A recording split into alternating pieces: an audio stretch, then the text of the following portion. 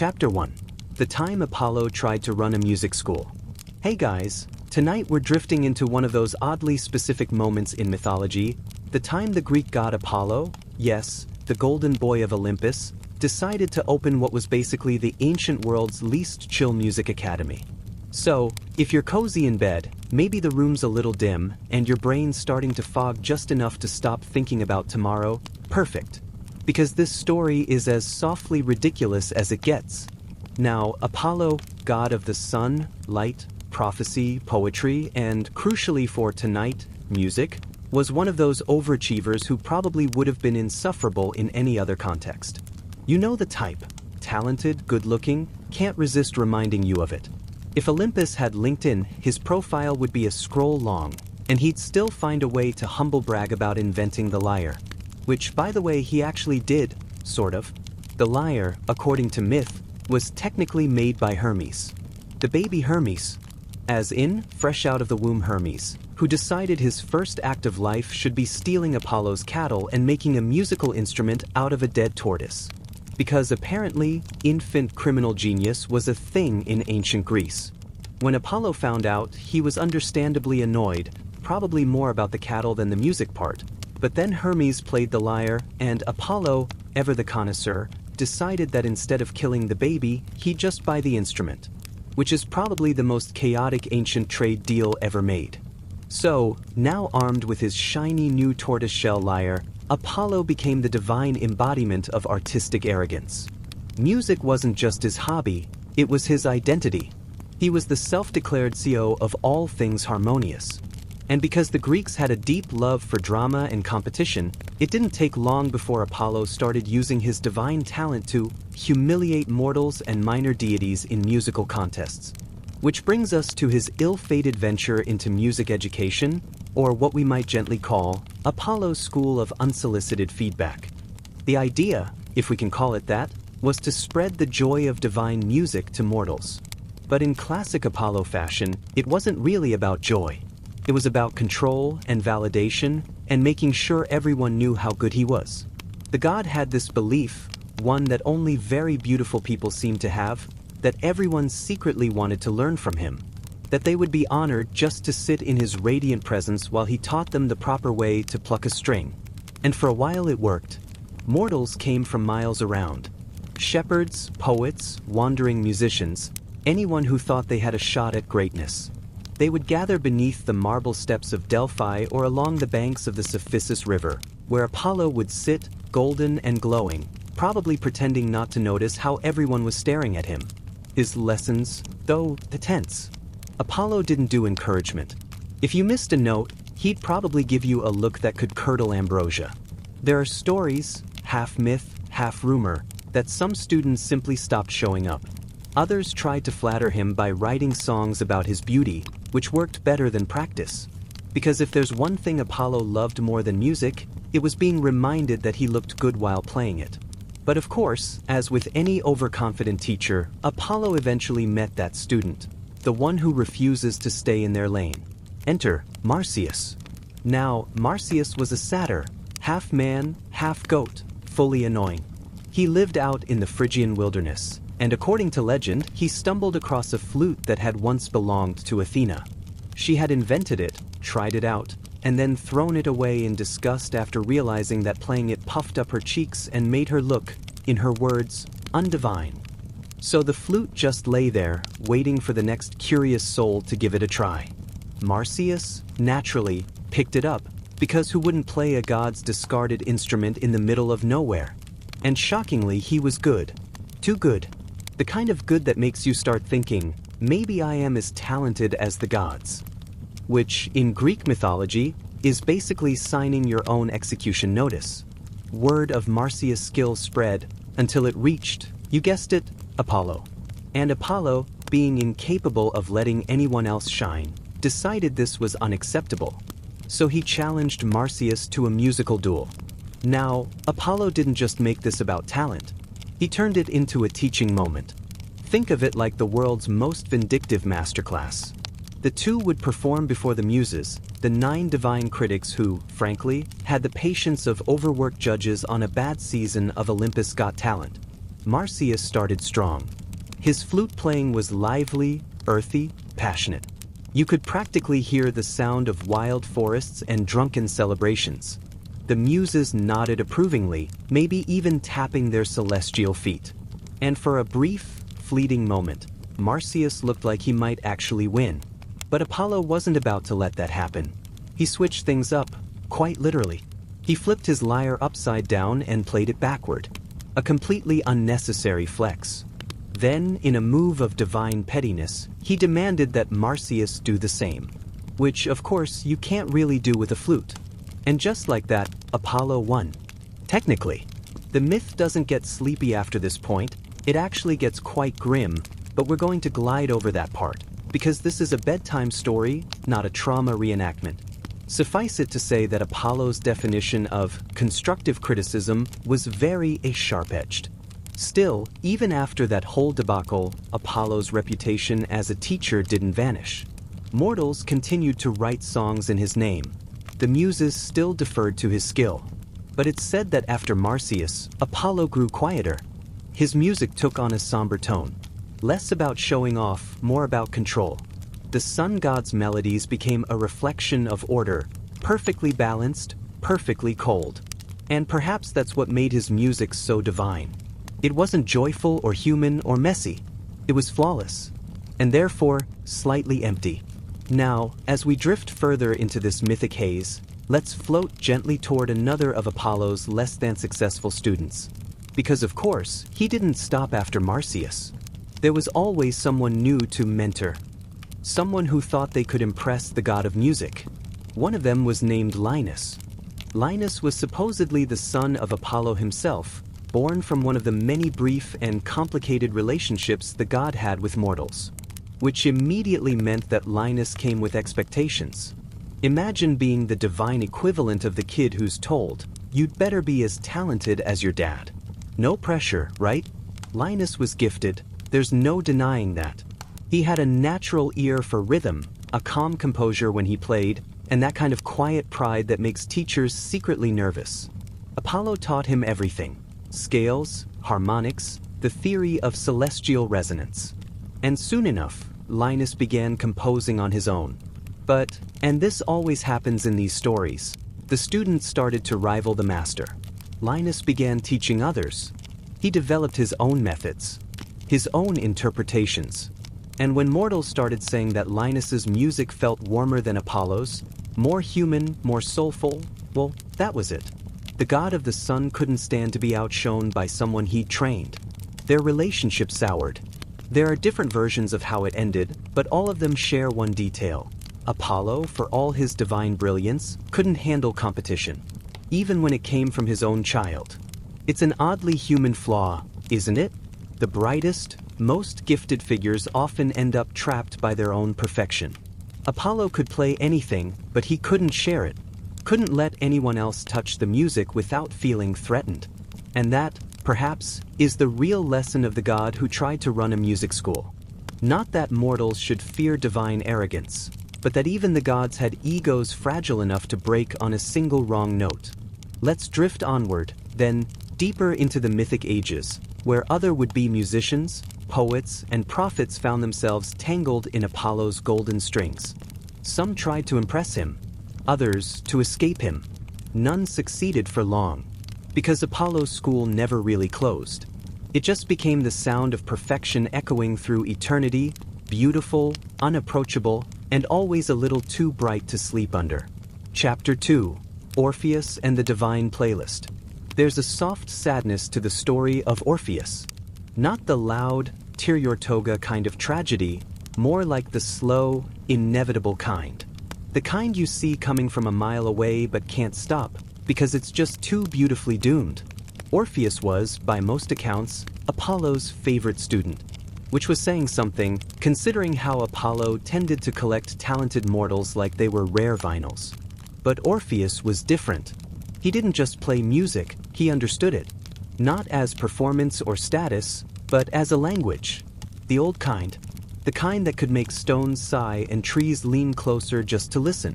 He was born in Thrace, somewhere near the wild, windy edges of Greece. His mother was Calliope, the muse of epic poetry, so yes, talent ran in the family.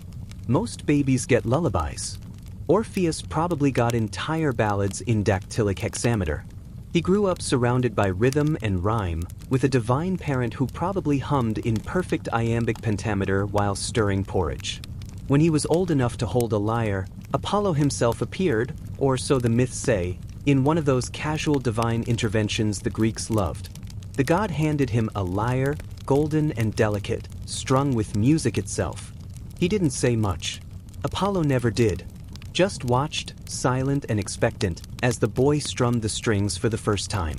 And then, something happened. The sound that came out wasn't ordinary. It was soft, yes, but it moved things. Literally. Birds stopped mid-flight. Rivers paused. The wind hushed as though embarrassed to interrupt. And Apollo, for once, smiled. Now, we need to understand something about Apollo. He wasn't known for his patience. His teaching style, as we might call it, leaned heavily toward perfectionism with a touch of cosmic ego. But with Orpheus, it was different. He didn't need to lecture or correct. He just listened. The god who had spent eons proving himself suddenly found someone whose music required no proof at all. Of course, that didn't make Apollo less of a god. He still gave Orpheus the occasional cryptic bit of feedback, something like, "You're playing too much heart and not enough light," which probably meant nothing and everything at once. But Orpheus wasn't trying to outshine anyone. He just was. His music came from the strange, tender part of existence where joy and sorrow overlap. And that made it dangerous. Because in mythology, mortals who touch divine power never keep it without cost. So Orpheus grew into the man whose songs could change the world. Animals followed him. Trees uprooted themselves to stand closer. He was the walking embodiment of harmony.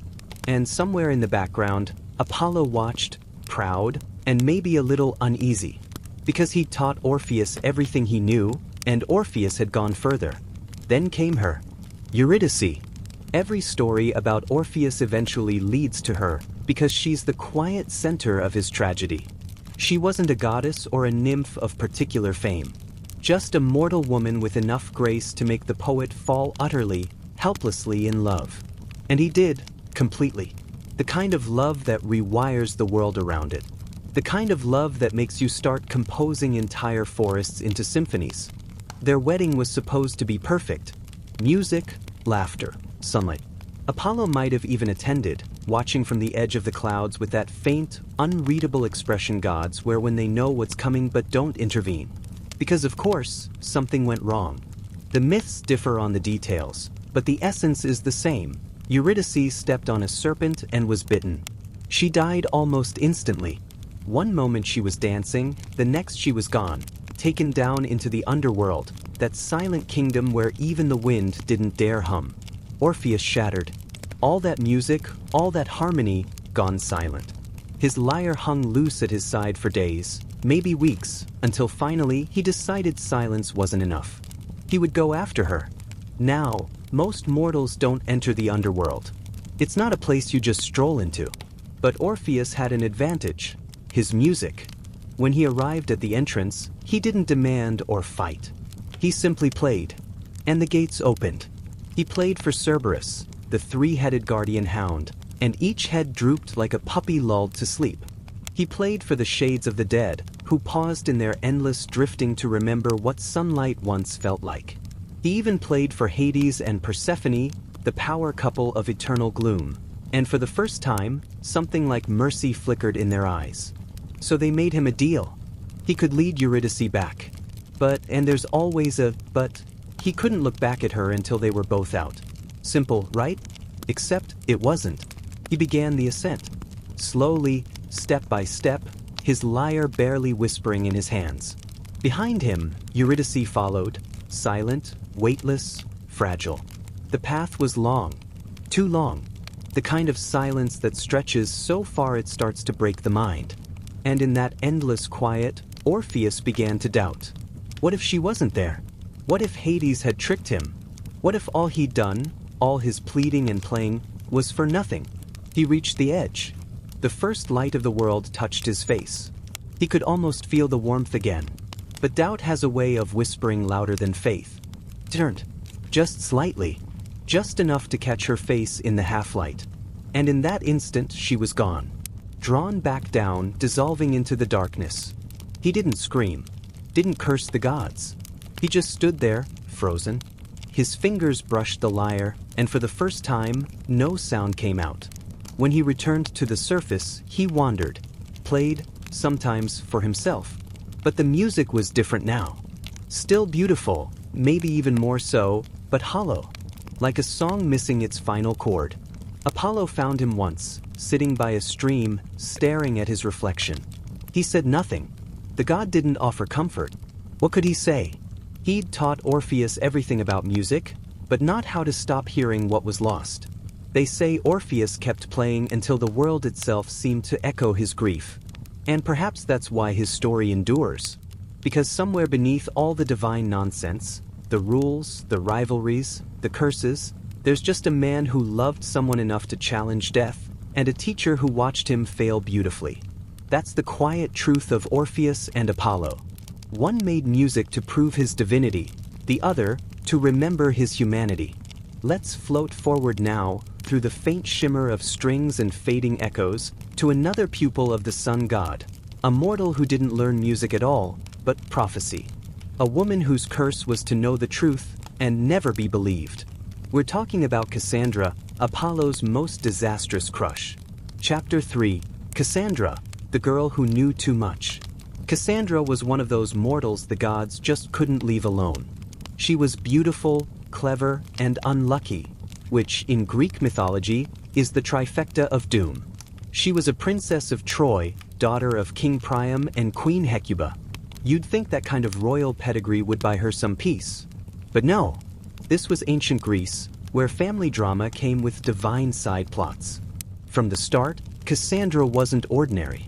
The stories say she was born with twin brother Helenus, and together they were blessed, if you can call it that, with a spark of the divine. The kind of spark that makes gods curious, which is always a bad sign. Enter Apollo, the ever-curious god of light, music, and inconvenient crushes. He spotted Cassandra one day and thought, well, she looks like someone who'd appreciate a little divine mentorship. Maybe a touch more than mentorship, if we're being honest. Now, Apollo was famous for two things: unmatched beauty and truly terrible romantic instincts. He fell for mortals like other people fall for subscription scams, repeatedly and with predictable consequences. So, he approached Cassandra with his usual mixture of charm and overconfidence. He offered her a gift, not jewels or power, but something better, the ability to see the future. Because of course he did. The god of prophecy thought the best way to impress a mortal woman was by handing her clairvoyance, as if that wouldn't come with lifelong existential dread. At first, Cassandra said yes. Who wouldn't want to know the future? It probably sounded exciting. Until she realized that knowing the future meant seeing all the terrible things that would happen, and being completely powerless to stop them. But it gets worse. Because Apollo, being Apollo, expected gratitude. Maybe even affection. Definitely some divine reciprocation. And Cassandra didn't exactly deliver. Depending on which version of the story you prefer, she either gently rejected him or outright laughed in his face. Either way, it didn't go well. Apollo, insulted and emotionally fragile as ever, decided to take his gift back. But gods can't just undo their blessings. There are rules even for them. So instead, he tweaked it, with the petty precision only a god could manage. Cassandra would still see the future perfectly, but no one would ever believe her. Classic Apollo move, half generous, half cruel, and entirely self-centered. From that moment, Cassandra's life turned into a slow, tragic farce.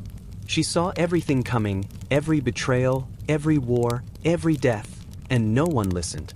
Not her family, not her people, not even the other seers who probably should have known better. Imagine knowing the exact moment your city will burn and being told, "Sweetheart, maybe get some rest." When she warned her brother Paris not to sail to Greece and abduct Helen, no one took her seriously. "It'll be fine," they said. "What's the worst that could happen?" And then, well, the Trojan War. The absolute worst that could happen. During the war, Cassandra kept seeing things. The deaths, the despair, the endless wheel of it all. Every prophecy she uttered was dismissed as hysteria, because apparently, even in myth, nobody listens to women until after the disaster. When Troy finally fell, Cassandra was there in the temple of Athena, clinging to the statue of the goddess, pleading for sanctuary. You'd think Athena might intervene, solidarity, divine sisterhood, all that. But no, the gods had long since stopped caring about mortals. She was dragged away by the Greek hero Ajax, not the cleaning product, but a man equally skilled at making messes. And from there, her story just faded into the kind of sorrow that doesn't even bother with spectacle.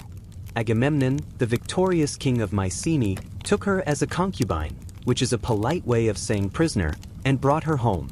She told him not to go inside his palace. She told him his wife, Clytemnestra, would kill him. He laughed, the poor fool, and went in anyway. Minutes later, he was dead. Clytemnestra had been waiting with an axe. Cassandra, too, was killed soon after. No last words. No miraculous escape. Just quiet inevitability. And somewhere, maybe Apollo watched. Not gloating exactly, but detached, distant. The god who gave her the gift that ruined her life. Maybe he thought she should have been more grateful. Or maybe, deep down, he regretted it. The myths don't say. What makes Cassandra's story so oddly calming in a way is how circular it feels. She knew it all. She saw the pattern. And though no one listened, she never stopped speaking the truth. Even when silence might have been easier. It's a strange kind of peace, to know everything and still carry on. That's what makes her a perfect companion for sleepless nights. The quiet persistence of someone who already understands that fate doesn't bend, it just flows. And so, her story ends like a long sigh. The Greeks remembered her not for her beauty or her death, but for her frustration, which might be the most human of divine punishments. To know and to be ignored. Let's drift from Troy now, away from prophecy and ruin, to another of Apollo's peculiar entanglements. One that wasn't tragic in the same way, at least not at first. Because before Cassandra, before Orpheus, there was a mortal so radiant that Apollo couldn't help himself. A man who looked like sunlight in human form, and ironically couldn't survive too much of it. Let's talk about Hyacinthus, the god's favorite boy, and perhaps the saddest flower story ever told. Chapter 4. Hyacinthus, the god, the boy, and the unfortunate Frisbee incident. The story of Hyacinthus starts where most of Apollo's romantic adventures do, with the god noticing someone and immediately forgetting every lesson about boundaries he was supposed to have learned by now. Hyacinthus was a Spartan prince, which already tells you a lot. In ancient Greece, that meant he probably looked like he was carved out of marble and disciplined enough to win every athletic contest without even smudging his hair. He was beautiful, dangerously beautiful, according to the poets, and in Greek mythology, that's never a good thing. Beauty was a magnet for trouble, especially if the gods were bored. Apollo, as usual, was bored.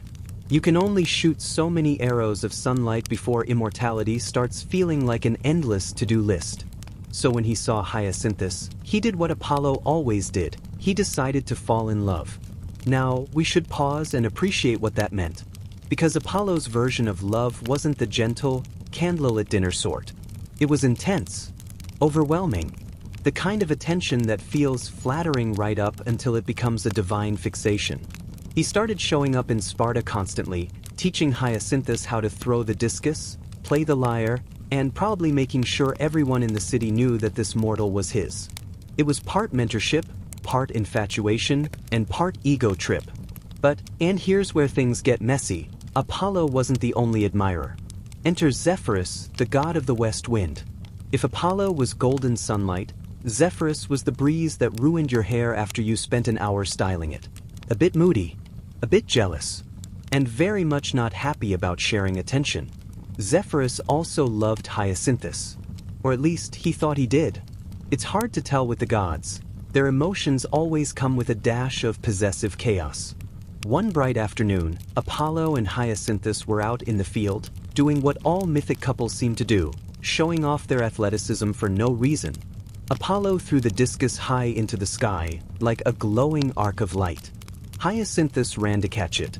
And that's when Zephyrus decided to intervene. He sent a gust of wind, not too strong, just enough to nudge the discus slightly off course. It curved back toward the ground and struck Hyacinthus squarely in the head. It's hard to imagine a sadder moment in myth delivered by such an absurd cause. Death by frisbee, courtesy of divine jealousy. Apollo ran to him, of course, as all tragic lovers do. He cradled the boy's head, whispering useless apologies. In some versions, he tries to heal him with his divine light, but the wound is too deep. In others, he begs the fates to reverse it, but they don't even look up from their spinning. The moment is almost painfully quiet. A god holding a mortal he can't save. The irony, of course, being that Apollo was the god of healing, and yet here he was, utterly powerless. When Hyacinthus finally died, Apollo didn't lash out. He didn't burn the world, or curse Zephyrus, or demand vengeance. He just stayed there with him. Then, slowly, he turned the boy's blood into a flower, the hyacinth. And because the Greeks loved a good poetic touch, the petals of that flower were said to bear the letters Ai, a cry of mourning. Not a roar, not a curse, just a sigh. It's one of those myths that lingers softly in the mind, beautiful, sad, and faintly ridiculous all at once. A god brought down not by hubris or violence, but by a flying disc. But it tells you a lot about Apollo. He could never resist beauty, and beauty could never survive him. His love stories always ended the same way, with someone too mortal, too fragile, and him too divine to handle the consequences.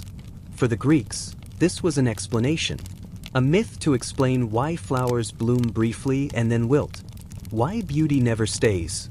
But maybe it was also their way of describing grief that doesn't rage, just endures quietly.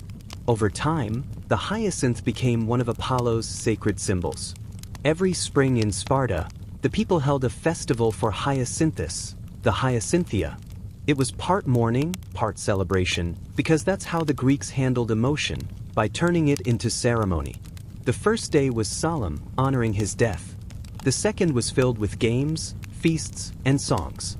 It was as if they wanted to remind themselves that even sadness could coexist with light. That loss didn't have to mean silence. It's a strangely comforting thought, that the god of light carried this small grief with him forever, tucked among his symbols and songs. Because after Hyacinthus, Apollo's music changed. It softened. There's a kind of loneliness in it that wasn't there before. Maybe that's why mortals kept listening. They heard something divine, yes, but also deeply familiar. And it didn't stop him from trying again, of course. Apollo was immortal. He had time. Too much time, really. So he kept falling in love over and over with mortals, muses, and occasionally his own reflection. Somewhere between all that yearning, he even managed to start a music school, if you can believe it. But not the organized kind. This was Olympus, after all. His students included a poet who made trees dance, a prophetess who cursed his name, and a boy who turned into a flower. It was less a school and more a pattern. Let's drift toward another lesson in that pattern. Another student, another mortal who tried to keep up with a god and ended up paying for it. Her name was Harmonious. She wasn't famous for music, or prophecy, or even beauty. Just for being unlucky enough to catch Apollo's attention, and someone else's, too. Chapter 5. Harmonious, the mortal who made the god of healing learn about heartbreak. Harmonious was not a princess. Not a prophetess. Not even one of those conveniently mysterious maidens who live in the woods waiting for gods to appear. She was just a Thessalian woman, beautiful, yes, because Greek mythology doesn't do ordinary-looking mortals, but otherwise quite content to live a mortal life. Then Apollo noticed her. And if we've learned anything by now, that never ends well. It started the same way all divine entanglements did. A glance, a spark, and Apollo deciding he simply must be involved. He descended from Olympus, full of charm, gold light, and tragic foreshadowing. Harmonious didn't resist. Who would? A god who could play the lyre until your worries dissolved? Who spoke like poetry and made the sky brighter when he smiled? For a while, things were good. Come even. Apollo gave her gifts, attention, and perhaps, For the first time in a long while, genuine affection. He even trusted her enough to leave for a time, promising to return soon. But Apollo's flaw was always the same. He assumed loyalty would come as naturally to others as it did to him, when he actually decided to care. Caronis, for her part, was mortal. And mortals get lonely, especially when their divine lover disappears for weeks on celestial business. So when a handsome young man named Ischys appeared, a human, with no thunderbolts, no shining aura, just an honest smile, she let herself fall. That would have been fine, if not for one little problem. Apollo had eyes everywhere. Literally. He left a white raven to watch over her while he was away, a trusted messenger and symbol of his brightness. But when the raven saw Caronis with Ischys, it didn't know how to handle heartbreak by proxy. So it flew straight to Apollo and spilled the news. Now, this is the part of the story where things diverge depending on who's telling it. In one version, Apollo hears the raven's report and goes pale with fury. In another, he refuses to believe it, until he sees it for himself. Either way, what happens next is a blend of rage, pride, and something much sadder. Apollo doesn't kill Caronis directly. He just tells his sister Artemis. And Artemis, goddess of swift retribution, huntress of moral order, doesn't hesitate. She takes her bow and shoots Caronis through the heart. One arrow, clean and cold. When Apollo sees her body, though, the anger vanishes. The god of light realizes he's just cast his own shadow. He drops to his knees beside her, whispering apologies she'll never hear. It's one of the few moments in myth where Apollo is still. Not radiant, not arrogant, just a man realizing what immortality costs. But Caronis wasn't entirely alone in death. She was pregnant, carrying Apollo's child. And that's when the story turns from tragedy to something stranger, almost miraculous. In a rush of guilt and panic, Apollo decides he won't lose them both. He cuts open her body and takes the infant out, the first caesarean birth, mythically speaking, and that child would grow up to become Asclepius, the god of medicine. So yes, in a deeply poetic twist, the god of healing son was born from death itself. Apollo takes the baby to Chiron, the wise centaur who apparently ran a daycare for abandoned demigods, and tells him to raise the boy. And Chiron, ever patient, agrees. Under his care, Asclepius learns herbs, surgery, and the delicate art of saving lives, skills that would one day surpass even Apollo's. But Apollo never quite forgave himself. He also never forgave the raven. Poor creature had only told the truth, but the god, in his grief, cursed it, turning its once white feathers black. That's why the Greeks said ravens are dark and hoarse-voiced, a reminder of a truth that no one wanted to hear.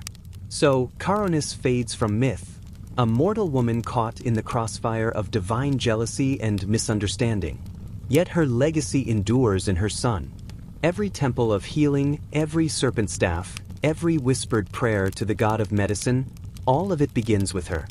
And in a quiet, almost redemptive way, that makes her story less about betrayal and more about consequence. How even gods can make mistakes that echo into eternity. After Caronis, Apollo's light dimmed just a little. He played the lyre more often, but softer. His songs grew slower, heavier, not mourning so much as remembering. Because here's the thing about Apollo, he never stopped falling in love. But after Caronis, he learned to expect the ending before the beginning. And maybe that's why he turned, eventually, to the kind of love that didn't talk back. Love that couldn't lie, or leave, or make him doubt himself. He started falling in love with his own reflection. But that, of course, is another story. One involving mirrors, nymphs, and one of the most painfully self-inflicted heartbreaks in all of Greek mythology. Chapter 6, Hyacinthus, the boy who made spring bloom from grief. After Caronis, Apollo promised himself to focus on music, healing, and, ideally, not falling in love with anyone who could bleed to death. It was a noble goal. Predictably, it lasted about 5 minutes. Because then came Hyacinthus. Hyacinthus wasn't divine, but he might as well have been sculpted by one. He was a Spartan prince, young, beautiful, and athletic in that effortless way ancient poets loved to overdescribe. Every source seems to compete in finding new ways to say he was really pretty. They call him radiant, graceful, even as bright as a newly risen dawn. You get the idea. Apollo met him one spring day in Sparta and instantly decided that sunlight had found its human twin. The two became inseparable, spending long, lazy days hunting, running, playing discus, and generally being that annoyingly perfect couple everyone else had to pretend not to notice. But of course, nothing in Apollo's love life ever remains uncomplicated. There was another admirer in the mix, Zephyrus, the god of the west wind. He had also fallen for Hyacinthus. And while Apollo wooed with golden songs and poetry, Zephyrus had breeze-based jealousy. Let's be honest, if your rival literally controls the air, you're already at a disadvantage. One afternoon, Apollo and Hyacinthus were out practicing discus, which, as far as divine hobbies go, was basically ancient Greek frisbee but with more potential for property damage. Apollo threw first, effortlessly of course, because he's Apollo. The disc soared through the sky, glittering in the sun. Hyacinthus, excited to impress, ran after it to catch it. And then the wind changed. It's never said directly, but most versions hint that Zephyrus couldn't stand seeing them laugh together. So he blew, just enough to twist the path of the discus. It struck Hyacinthus in the head. There was a soft, almost cinematic silence after that, the kind that always follows when something irreversible has just happened. Apollo dropped to his knees, panic flooding through him. He tried every healing spell, every chant, every divine trick he knew. But Hyacinthus was mortal.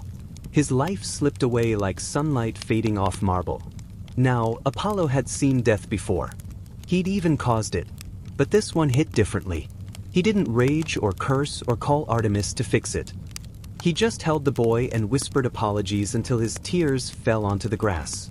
And because he was Apollo, god of sunlight, poetry, and stubborn sentiment, he refused to let that be the end. Where Hyacinthus' blood spilled, Apollo made flowers grow. Small, violet-blue petals curling upward like grief trying to speak. The hyacinth. He named it after the boy, so that every spring, when those flowers bloomed, he'd remember.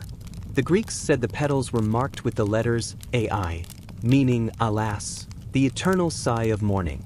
You can almost picture it, the god of light sitting in a meadow, surrounded by flowers he wished were still flesh and laughter, tracing those faint letters on the petals. It's one of those moments in mythology that quietly rewires Apollo. After Hyacinthus, his love doesn't fade, but it changes shape. Softer, more cautious. Less golden obsession, more wistful memory. He still writes songs, of course. He still teaches music and art. But there's a kind of ache underneath it now. A gentleness that wasn't there before. And maybe that's why the Greeks linked him so closely to both youth and decay, because Apollo could never hold one without losing the other. The story of Hyacinthus became more than a tragedy. It was an origin myth for renewal, the idea that from loss, beauty could still rise. A flower for every failure, a season for every sorrow. As the centuries passed, poets turned the tale into an allegory for spring. The rebirth of Hyacinthus every year through his flowers became a small comfort, that even gods, with all their immortality, still needed reminders that grief and growth come from the same soil. Zephyrus, for his part, wasn't punished. Apollo, tired of the endless cycle of revenge, simply turned away. Which, in its own quiet way, is worse than wrath.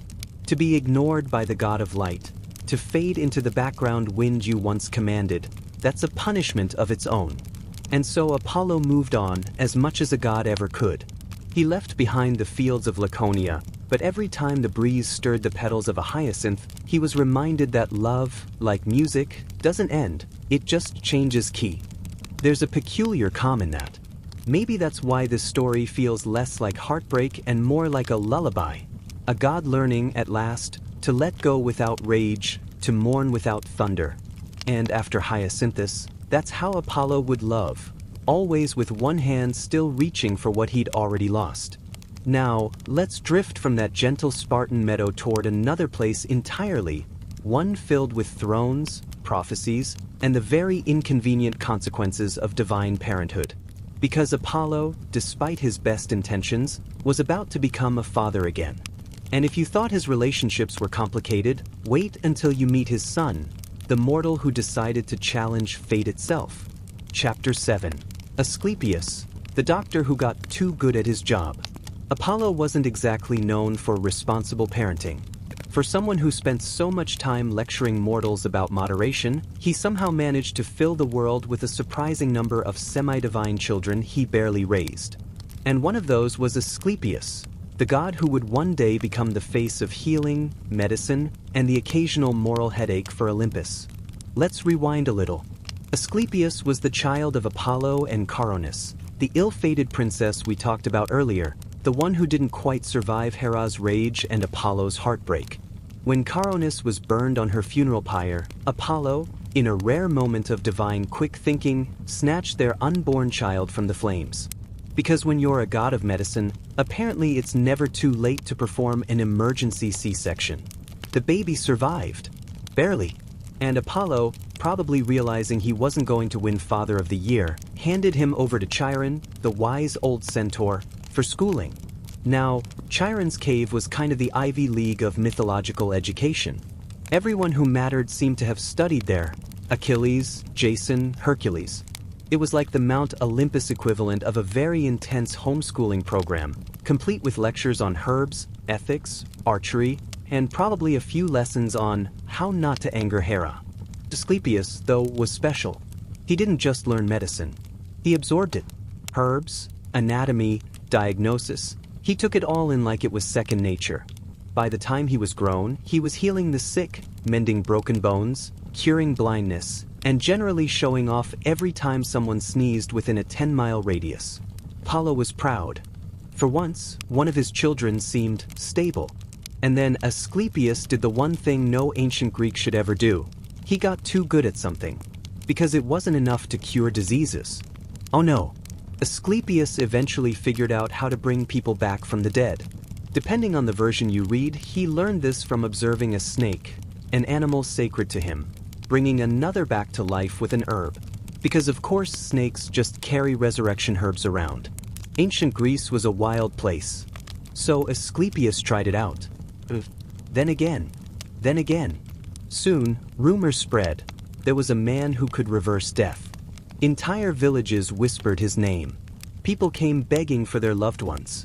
And he said yes, because he was kind and a little too confident, and perhaps not fully aware that Olympus had rules about this sort of thing. You can imagine how that went. Hades was furious. His carefully curated underworld guest list was being messed with. Souls were checking out early. The paperwork alone must have been a nightmare.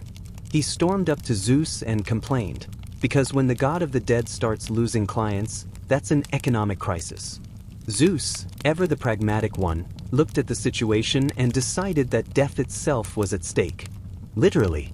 So he did what Zeus always did in these stories. He threw a thunderbolt. Asclepius was struck dead instantly. You can almost hear Apollo's weary sigh from somewhere far above. Another mortal child, another divine tantrum, another funeral. But this time, Apollo didn't take it quietly. In his anger, he killed the Cyclopes, the divine blacksmiths who had forged Zeus's thunderbolts. Which, while satisfying in the moment, was basically the equivalent of punching your boss's employees and then expecting to keep your job. Zeus, irritated but perhaps a little guilty, eventually compromised. He resurrected Asclepius, again, but this time as a god. A divine healer who would watch over physicians, surgeons, and every weary mortal trying to patch up a wound. He placed him among the stars as the constellation Ophiuchus, the serpent bearer, a reminder that medicine and danger always coil together. And so Asclepius became immortal, his temples spreading across Greece like sanctuaries of quiet relief. People came not for wealth or power, but for sleep, for recovery, for soft murmured prayers that maybe the fever would break by morning. In those temples, called Asclepia, patients would sleep in sacred halls filled with serpents and priests, hoping for healing dreams sent by the god himself. It wasn't exactly hygienic by modern standards, but it worked well enough for the ancient world. And honestly, if you were desperate and exhausted, A night of silence, ritual, and hope was probably the best medicine available. Apollo visited often, or so the poets claimed, watching his son's legacy rise from tragedy into purpose. It must have been a strange feeling, knowing he'd loved, lost, and still somehow created something enduring out of the ashes. It's the same paradox that always clung to Apollo. Every time he reached too hard for life, for love, for healing, he ended up brushing against death. As if those two forces were drawn to each other, unable to exist without overlap. And Asclepius, with his snakes and herbs and quiet devotion, was the perfect reflection of that. A healer born from fire, undone by lightning, then reborn as a god. If there's a lesson there, and Greek myths always sneak one in, it's probably that too much mastery over nature eventually circles back to humility. Or, more sleepily put, sometimes, the most human thing about a god is how often he forgets he's not one. Now that Asclepius had joined the ranks of the divine, Apollo could, at least for a while, relax. No more tragic lovers, no more doomed mortals, no more lightning-related drama. Except, of course, that was wishful thinking. Because just when he thought his life might finally settle into a rhythm of lyres, laurel wreaths, and sunsets, something new was brewing on Olympus. A feud. A musical one. And because this was Apollo, it was inevitably going to end with someone being turned into a tree. But we'll glide into that story next, where art, ego, and a certain mortal musician collide in one of Apollo's most humbling performances. Chapter 8. Marsyas, the flute player who learned the hard way. Apollo's life had a rhythm: music, light, prophecy, and the occasional heartbreak. But every once in a while, someone came along to test that rhythm, to challenge the god at what he did best. And that's exactly what happened with Marsyas. Marsyas was a satyr.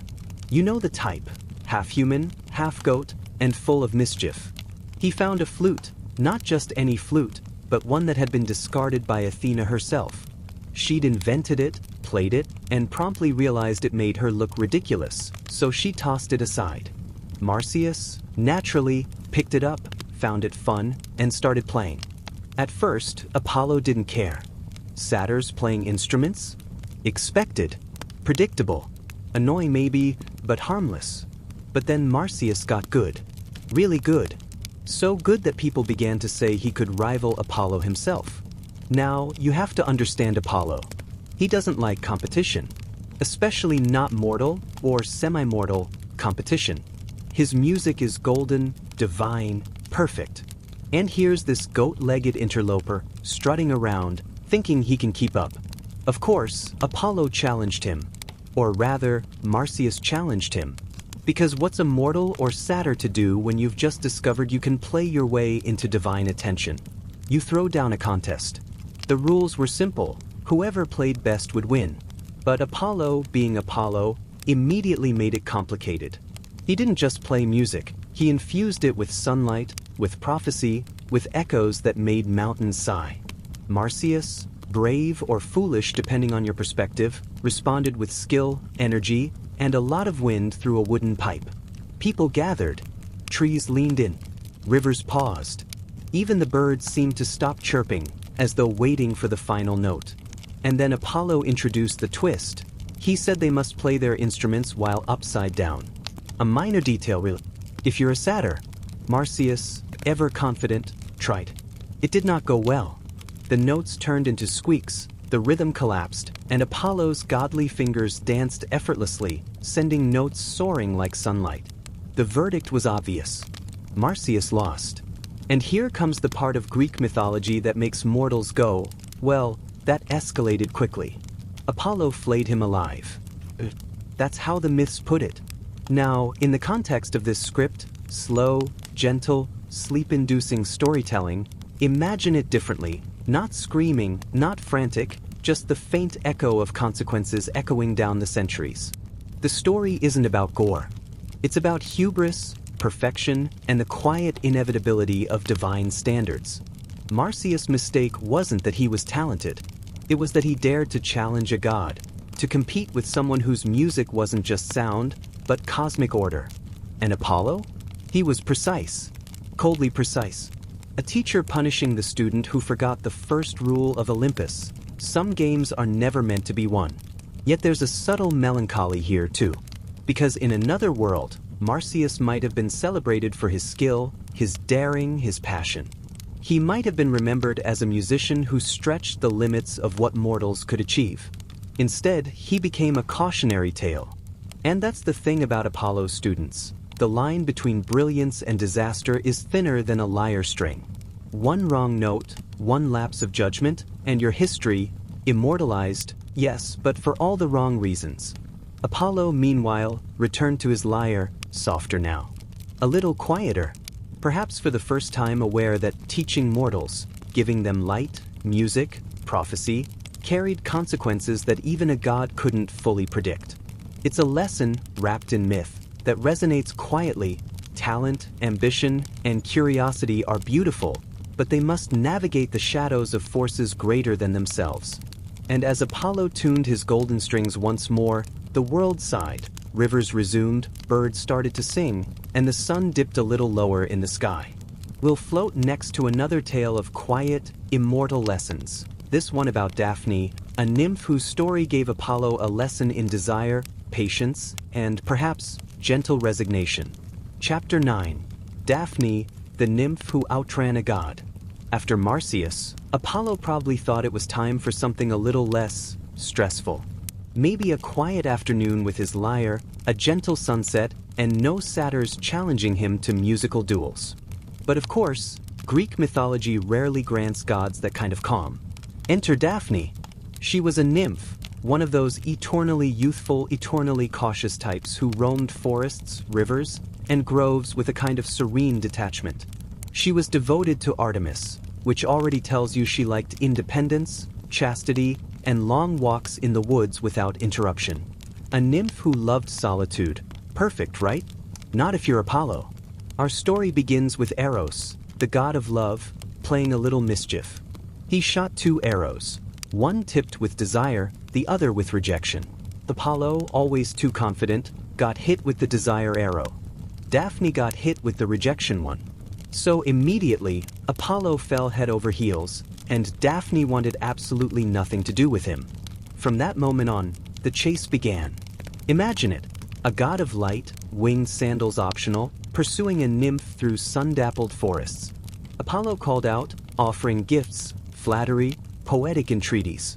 Daphne sprinted. She didn't stop. Not once. Her feet barely touched the earth as she fled, her mind fixed on freedom, her body instinctively avoiding the danger of a god who didn't understand no. Apollo, for his part, tried persuasion.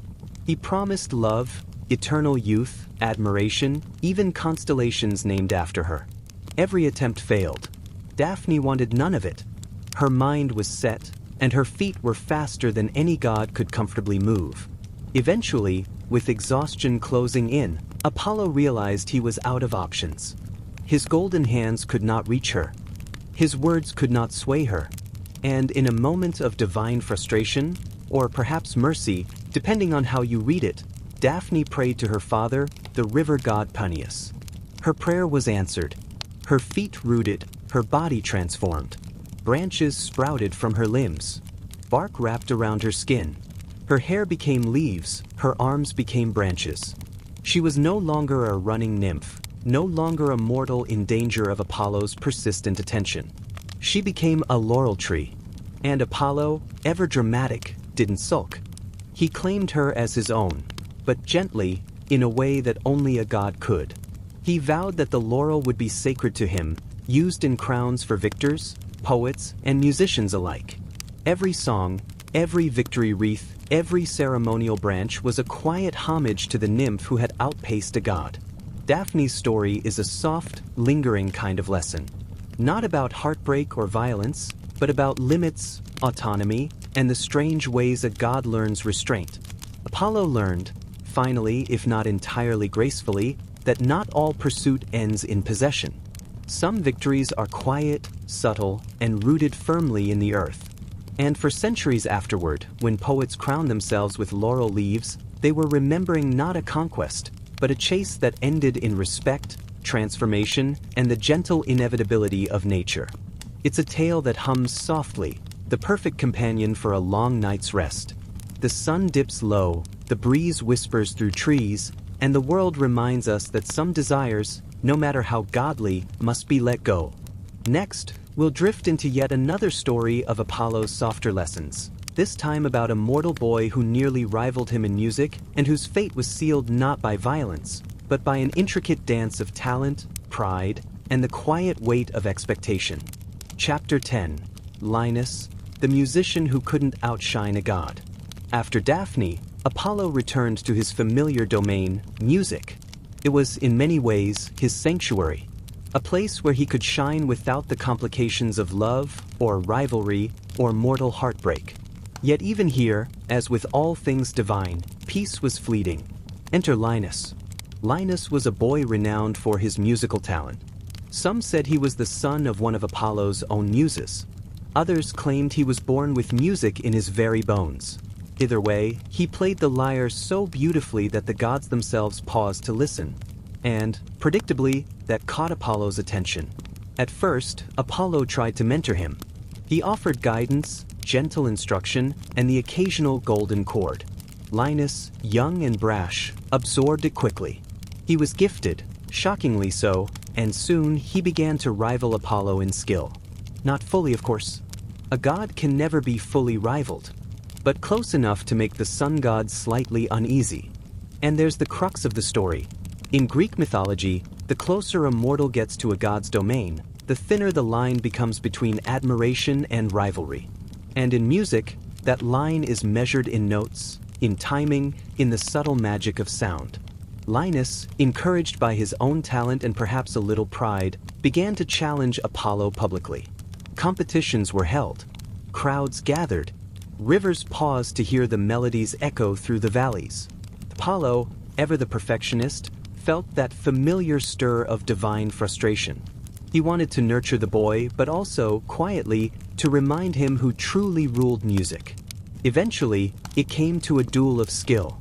Lyres in hand, fingers flying over strings, each note precise, each chord deliberate. The contest stretched on, mesmerizing and relentless, until Apollo, with a sigh that was both tired and inevitable, snapped. He struck Linus down. Not violently, not with rage, but as a consequence of the fragile balance between god and mortal. Linus' life ended, his music silenced, and Apollo returned to his lyre with a melancholy sigh. And yet, as with all of Apollo's students, the story didn't end in mere punishment. Linus' name lived on as the archetype of musical brilliance. A cautionary tale, perhaps, but also a memorial to talent that touched the divine. Poets wrote songs in his honor. Teachers invoked his name when instructing students. His story, like his music, resonated softly across generations. There's a peculiar calm in that tale too. The lessons of Apollo's mentorship aren't about anger, or cruelty, or violence. They are about limits, about the quiet distance between mortal skill and divine mastery, about the way brilliance can shine briefly and still leave a lasting echo. And so Apollo continued. Lyre in hand, the god of light, music, and prophecy moved through the ages. He loved, he lost, he taught, he punished, and he learned, slowly, gently, and always with a faint echo of melancholy. Next, we'll drift toward another chapter of Apollo's quiet tutelage, one that involves prophecy, kings, and the small, subtle ways a god shapes the destinies of mortals without ever quite stepping on their feet. Chapter 11. Cassandra, the mortal who heard too much. Apollo's lessons weren't always about music, beauty, or competition. Sometimes they were about foresight, about glimpsing the future and learning how, or how not, to wield it. And that's where Cassandra enters the story. Cassandra was a princess of Troy, daughter of King Priam and Queen Hecuba. She was striking, clever, and possessed a kind of insight that made her both extraordinary and, as it turned out, tragically cursed. Apollo noticed her. It wasn't unusual, he noticed a lot of things. But he took a particular interest in Cassandra. She had potential. Not musical, not athletic, but something perhaps even more divine, the gift of prophecy. He approached her with the usual mix of charm and promise. He offered her the power to see the future. And, true to Apollo's nature, he expected loyalty and affection in return. Cassandra agreed. She drank in his gift, felt visions rush into her mind, images of the future, of battles and betrayals, of loves and deaths yet to come. For a brief, shining moment, she possessed the knowledge of what was to unfold in Troy, in her family, in the world. And then, as often happens with mortals and gods, pride, distraction, or human stubbornness interfered. She did not return Apollo's love. She rejected him, gently, firmly, perhaps wisely. Apollo, with all the grace of a deity accustomed to desire, reacted. Not with immediate violence, but with a subtle, permanent adjustment. He cursed her. She would continue to see the future clearly, perfectly, painfully. Every vision of doom, every betrayal, every disaster would flash before her eyes. But no one would ever believe her.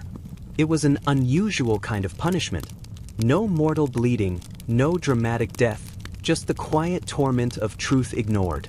And so Cassandra lived, forever correct, forever disbelieved. She warned Troy again and again of the Greeks hiding in the wooden horse, of betrayals among allies, of the impending fall of her city. But her words fell on deaf ears. Apollo's lesson here is subtle, almost imperceptible. Gifts can be blessings, but they carry responsibility and consequence.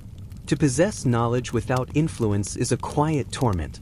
To be right when no one listens is a slow, enduring grief. And Apollo watched. Not cruelly, not without regret. But he observed, as he often did, the outcomes of mortals and the fragile dance between divine intention and human action. Cassandra's life, tragic though it was, left a lingering echo. She became the archetype of unheeded warnings, of wisdom overshadowed by disbelief.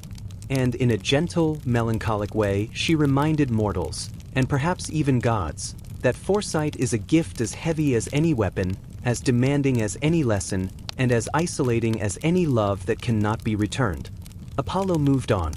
Music called him, sunlight beckoned him, and somewhere in the shadowed halls of Troy, Cassandra continued to speak truths no one would hear, carrying the quiet weight of a god's imperfect gift.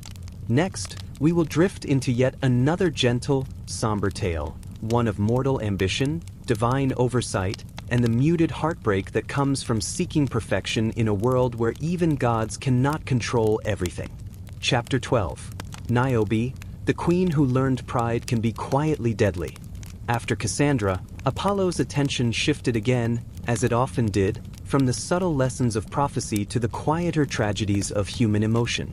Niobe's story, while less about music or foresight, is a testament to the slow, insistent way hubris can ripple through life and leave a lingering ache. Niobe was a queen of Thebes. She had children, 14 in some versions, 6 in others, and a pride that swelled as easily as her family dinners. She was admired for her beauty, her strength, and the prosperity she brought to her household. But she had one notable flaw, the kind that echoes across myth. She compared herself to the gods. Specifically, to Leto, the mother of Apollo and Artemis. Niobe claimed, with quiet arrogance, that she was superior. After all, she had more children, more wealth, more power, more influence. Her words were not shouted from mountaintops. They were whispered, polite, almost serene. But they carried a venomous pride. Apollo heard her words. Artemis too. And here is where the Greek myths demonstrate their peculiar blend of inevitability and poetic justice.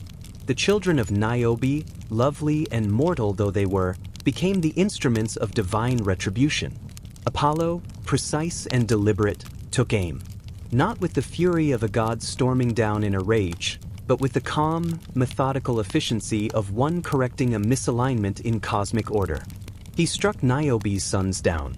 Artemis, equally measured, did the same to her daughters.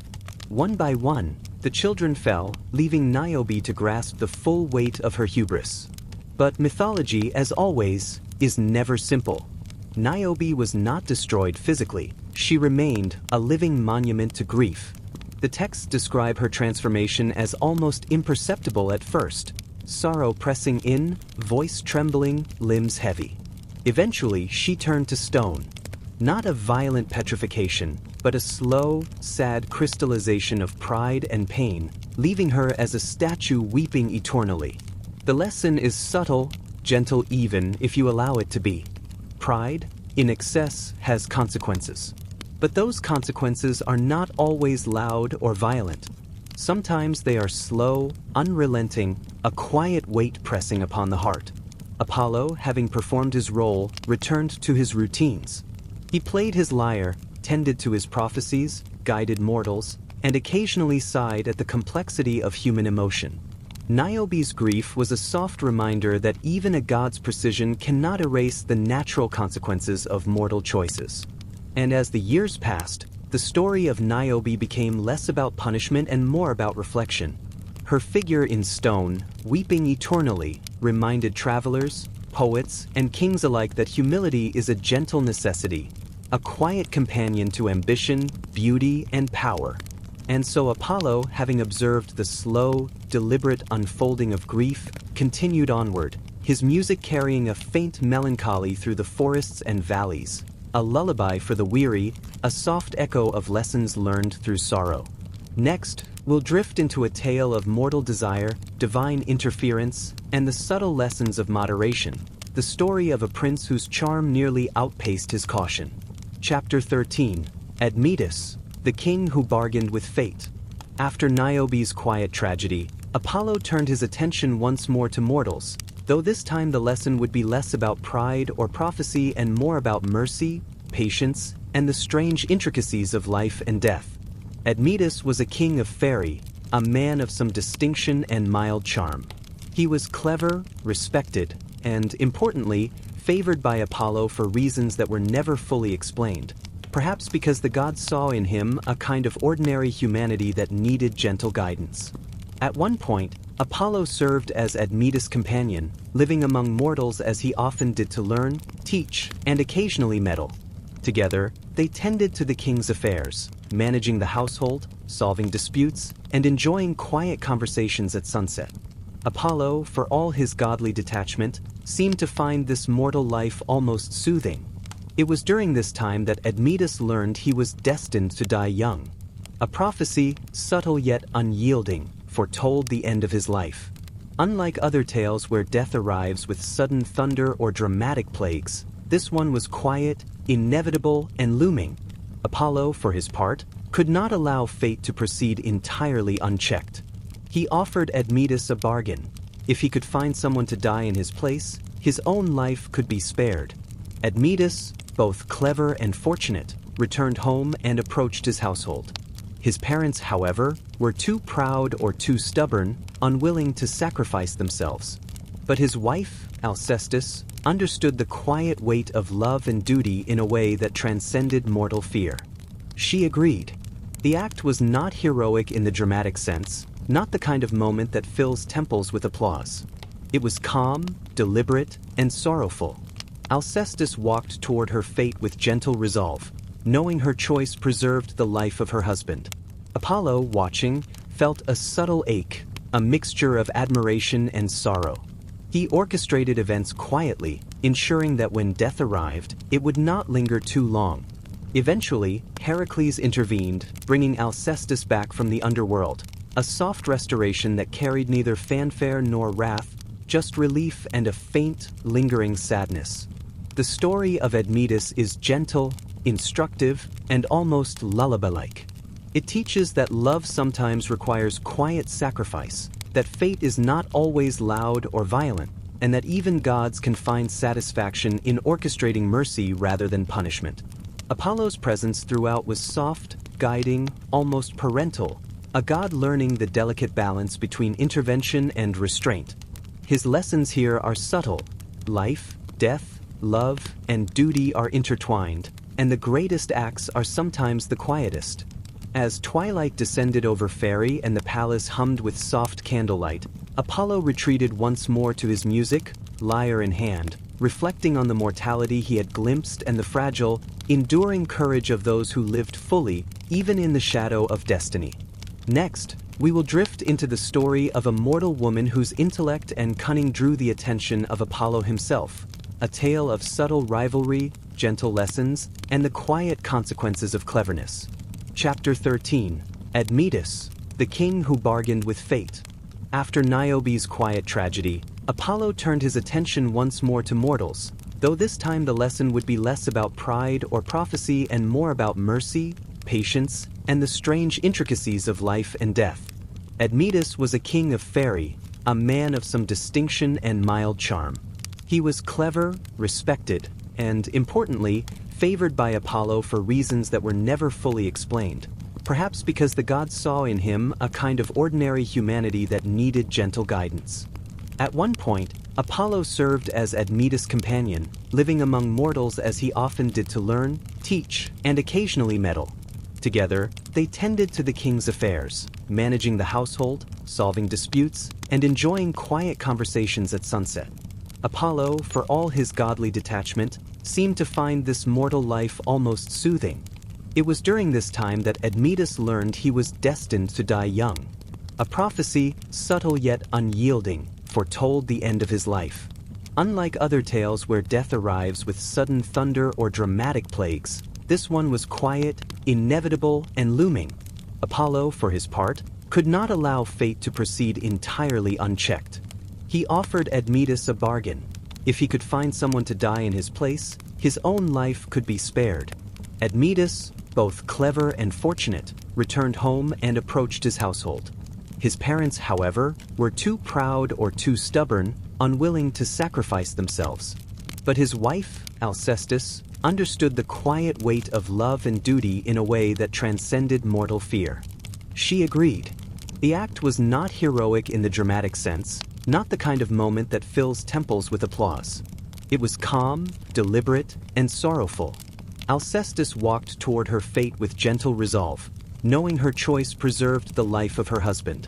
Apollo, watching, felt a subtle ache, a mixture of admiration and sorrow. He orchestrated events quietly, ensuring that when death arrived, it would not linger too long. Eventually, Heracles intervened, bringing Alcestis back from the underworld, a soft restoration that carried neither fanfare nor wrath, just relief and a faint, lingering sadness. The story of Admetus is gentle, instructive, and almost lullaby-like. It teaches that love sometimes requires quiet sacrifice, that fate is not always loud or violent, and that even gods can find satisfaction in orchestrating mercy rather than punishment.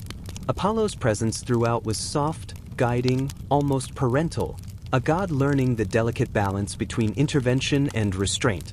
His lessons here are subtle. Life, death, love, and duty are intertwined, and the greatest acts are sometimes the quietest.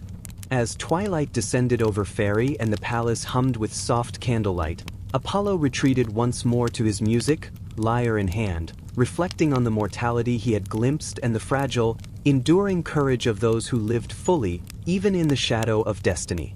Next, we will drift into the story of a mortal woman whose intellect and cunning drew the attention of Apollo himself, a tale of subtle rivalry, gentle lessons, and the quiet consequences of cleverness. Chapter 14. Sibylla, the oracle who bargained for eternity. After Admetus, Apollo's attentions turned to someone entirely different, Sibylla, the Cumaean Sibyl, a mortal woman gifted with foresight. Unlike Cassandra, whose visions were a curse, Sibylla's relationship with Apollo was defined by negotiation, ambition, and the quiet, creeping weight of immortality. Sibylla was already remarkable, known for her wisdom, insight, and ability to glimpse what lay ahead. Apollo noticed her brilliance and approached with his usual combination of charm and persuasion. He offered her a gift, the gift of prophecy, with one stipulation. If she pleased him, she could live as long as she wished. A simple promise, divine in its allure. Sibylla, clever and ambitious, recognized the value in such a bargain. She accepted, but she also negotiated. She wanted the gift, yes, but she wanted control over how it was administered, how her visions were shared. A mortal asserting terms with a god is usually a delicate affair, and Apollo, intrigued by her audacity, consented. And so she lived, and lived, and lived. Time became less meaningful for her than it is for ordinary mortals. Decades slipped into centuries, yet Sibylla remained, her youth fading only slowly, her mind ever sharp. She delivered her prophecies with calm deliberation, her voice steady, measured, never frantic. Every king, every general, every weary traveler who sought her guidance received words that carried the weight of foresight. But there was a subtle irony, the price of longevity. Apollo had granted her life, yes, but he had not granted her perpetual youth. Her body aged, wrinkled, and frail, even as her mind retained the sharpness of early adulthood. There is a quiet melancholy in that, a woman who lives beyond ordinary bounds, yet feels each day as both gift and burden. Her prophecies became legendary. People traveled across seas and mountains to hear her words. Some followed them faithfully, others ignored them, but all were touched by the presence of a mortal who could peer into the folds of time. Apollo, from his distant perch, watched quietly. He had granted a gift and witnessed its consequences unfold. Sibylla's tale is almost meditative in its tone. There is no bloodshed, no dramatic revenge, no divine wrath. There is only the gentle hum of time passing, the soft ache of living longer than anyone else, and the quiet satisfaction of mastery tempered by the inevitability of human limitation. And for Apollo, it was another lesson, not in power or pride, not in love or music, but in patience, subtle influence, and the intricate dance of mortality. Even a god, he observed, cannot fully shield someone from the consequences of their choices, even when those choices involve immortality. As Sibylla continued her long life, speaking softly to kings and travelers alike, the world moved on. The sun rose and set, rivers flowed, leaves grew and fell. And in that rhythm, Apollo found a kind of calm, a reminder that wisdom, longevity, and gentle oversight could coexist, if observed with restraint and always with a quiet heart. Next, we will drift to the story of a mortal king whose ambition brushed against divine limits, reminding us that even the most measured rulers must contend with the soft but insistent force of fate. Chapter 15. Croesus, the king who learned the weight of what if. After Sibylla, Apollo's gaze turned toward the world of kings, mortals whose lives were both grand and fragile, whose fortunes rose and fell like tides. Croesus, the king of Lydia, was one such man. He was wealthy beyond imagination, proud of his empire, and, in the way of kings, curious about the future. Croesus had heard of Sibylla, of the power of prophecy, and he sought the counsel of the gods himself. He asked questions not with the panic of mortals facing death, but with the gentle curiosity of one accustomed to comfort. What should I do? Which decisions will lead to greatness? Apollo, in his quiet wisdom, chose to intervene subtly. He inspired Croesus to consult the oracle at Delphi. There, the priestess delivered a message, carefully phrased: "If you cross the river, a great empire will be destroyed." Croesus, confident and somewhat distracted by his own wealth, interpreted the oracle to mean that he would destroy an enemy's kingdom. His mind, rich with calculations, overlooked the ambiguity. It was an ordinary human oversight, yet one amplified by divine phrasing and mortal pride. He crossed the river, and as fate and Apollo's gentle influence would have it, his own empire fell. His riches, palaces, and armies were overrun. The Lydian king, once secure in his abundance, found himself defeated, humbled, and quietly reflective. What makes Croesus' story soothing in its own way is the absence of immediate tragedy or violence in the narrative's telling here. He did not die in agony, nor was he cursed in the style of other mortals who caught the gods' attention. Instead, he was preserved, gently, and allowed time to contemplate. Croesus became a reflective figure, a study in humility. He realized that wealth and power, though seemingly absolute, are fleeting. That foresight, even when granted through subtle divine guidance, can be misread. And that pride, no matter how quietly held, carries weight that outlasts gold. Apollo's hand in the story is almost invisible. He sets the stage, shapes the oracle's phrasing, and steps back to watch the mortal navigate the lesson. It is a quiet, subtle teaching, one that emphasizes reflection over punishment, observation over interference. For centuries, Croesus' tale endured. Poets and historians recounted it not as a moral scream, but as a soft echo, the weight of wealth, the fragility of human understanding, and the gentle reminder that even kings must contend with forces beyond their control. And Apollo, returning to his lyre, perhaps allowed himself a soft smile. Another lesson passed on without the need for wrath, another human life touched in a way that was quietly instructive, almost lullaby-like. Next, we will float to the story of a mortal poet and a godly contest, a tale of subtle rivalry, quiet jealousy, and the muted consequences of striving too close to the divine. Chapter 16. Mars, the mortal poet who strummed too close to Olympus. After Croesus, Apollo's attention wandered again to the quieter realms of art, poetry, song, and the gentle craft of words. Among mortals, few could capture the subtleties of emotion and rhythm as deftly as certain poets. One of these, whose name was whispered among bards and scribes, became the focus of Apollo's subtle instruction and, eventually, gentle admonition. Mars was his name, a poet with a keen ear for meter and melody. His verses were celebrated in his village, carried on the soft wind through markets and courtyards. He wrote of love, of seasons, of the sun's golden rise and silver fall. And, inevitably, his skill drew attention, not just from mortals, but from Apollo himself. Apollo, ever the teacher and critic, took an interest. He offered guidance, corrected phrasing, adjusted rhythm, and introduced Mars to the delicate interplay of voice and musical accompaniment. At first, the poet welcomed the god's attention, eager to learn, to absorb, to rise closer to perfection. But human ambition, even when gentle, is difficult to temper. Mars began to crave recognition, not just mastery. He wanted to be the best, not merely a student of the divine, but a peer. He began composing works that subtly challenged Apollo's influence, strumming chords that tested the limits of harmony, singing lines that flirted with hubris. Apollo, patient as ever, allowed it to unfold for a time. The process was deliberate, the lessons quiet. The poet's growing confidence was carefully monitored, his ambitions observed. And then, inevitably, there was a small misstep. A note sung too loudly, a metaphor stretched too far, a rhythm that faltered in its subtlety. Apollo corrected him, not with fury, not with dramatic punishment, but with a quiet, unavoidable reminder of mortal limitations. Perhaps a muse withheld inspiration, or the verses lost their luster, or a rival poet received sudden acclaim. The result was the same. Mars understood, gently and slowly, that striving too close to the divine carries consequences.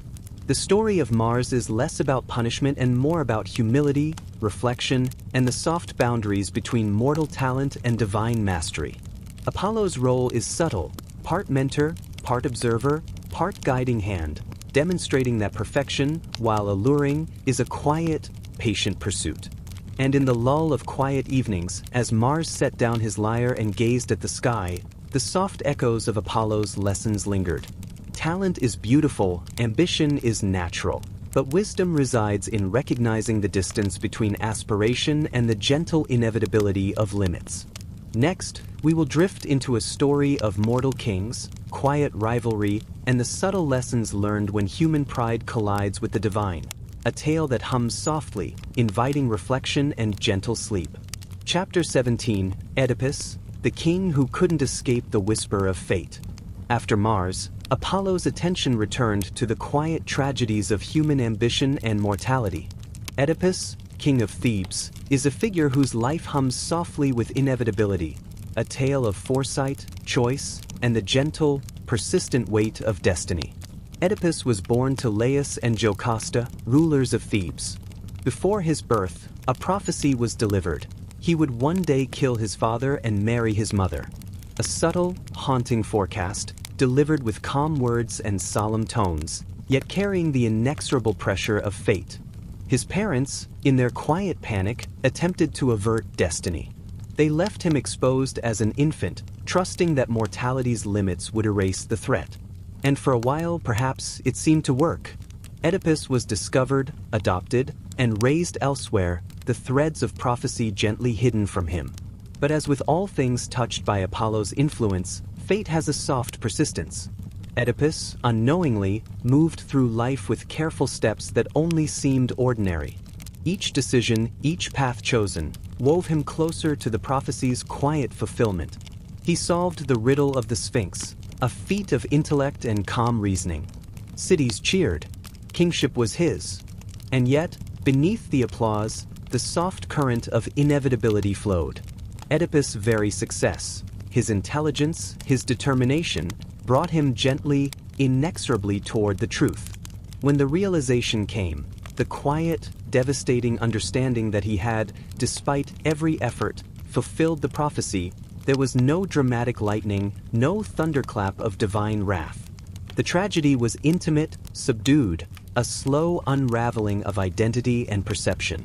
Jocasta's fate, Oedipus' self-inflicted blindness, and his eventual exile were all part of this soft, relentless lesson. Apollo's hand is subtle throughout. He sets the stage, whispers through oracles, nudges mortals toward reflection.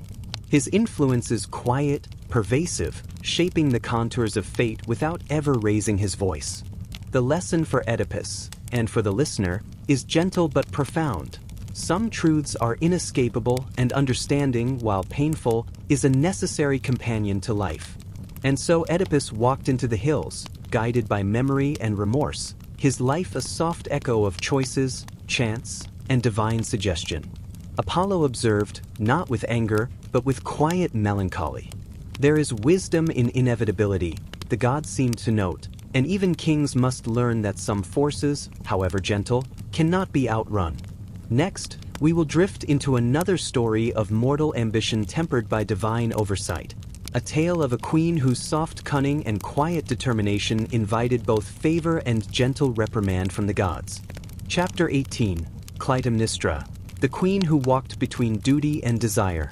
After Oedipus, Apollo's attention turned to a quieter, yet no less intricate, corner of human life, the inner workings of royalty, ambition, and domestic power. Clytemnestra, queen of Mycenae, is a figure whose story hums softly with tension, consequence, and the subtle interplay between personal desire and societal expectation. Clytemnestra was married to Agamemnon, a king often absent from his household due to wars and campaigns. Her life, outwardly regal and orderly, was quietly shaped by longing, responsibility, and the gentle hum of domestic management. She oversaw her palace with attention, ensuring that her children were cared for, her servants disciplined, and the kingdom's affairs maintained in her husband's absence. Yet beneath this composed exterior lay a current of frustration and unspoken emotion.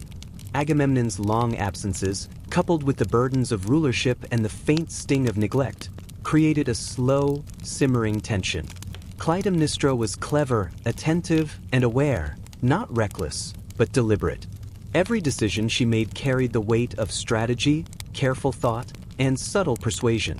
When Agamemnon returned from war, bearing both the spoils of victory and the fateful prize of Cassandra, a Trojan princess and prophetess, the quiet tension of the household intensified.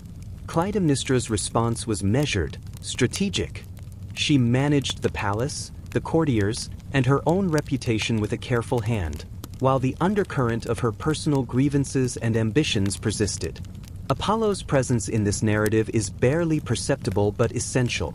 He observes the unfolding domestic theater, a soft reminder of the way mortal lives are intertwined with divine attention.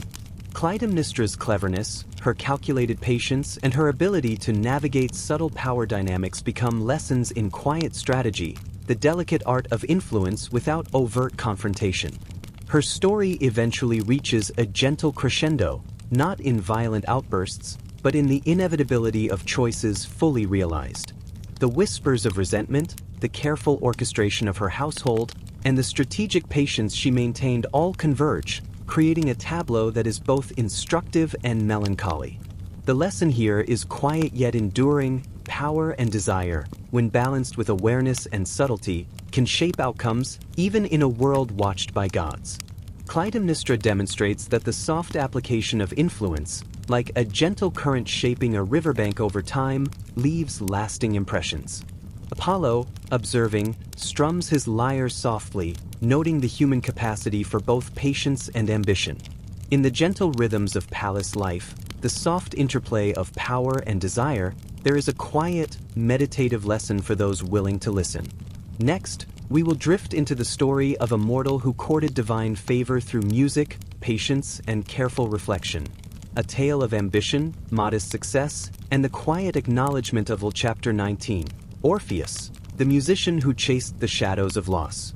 After Clytemnestra, Apollo's attention returned to music, though this time not with instruction, but observation. Orpheus, the Thracian musician, is remembered for melodies that could soften the hardest hearts and charm the natural world. His story is quiet, melancholy, and gently instructive, perfect for a slow evening of reflection. Orpheus was extraordinary, even among mortals. His lyre sang with a clarity and depth that seemed almost otherworldly. Trees leaned toward his music, rivers slowed, and animals paused as though listening. Even Apollo, from his distant perch, took note. Here was a mortal whose talent nearly touched the divine.